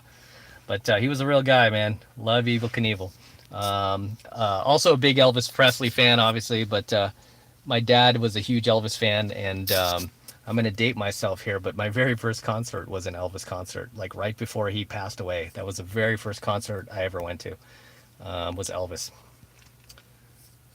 And that was actually one of his last concerts before he passed away. I was like a child, so I don't really remember. I was like a baby almost. I don't really remember much, but I remember he came in on a helicopter, and it was like a big deal. So yeah, it was very, very cool.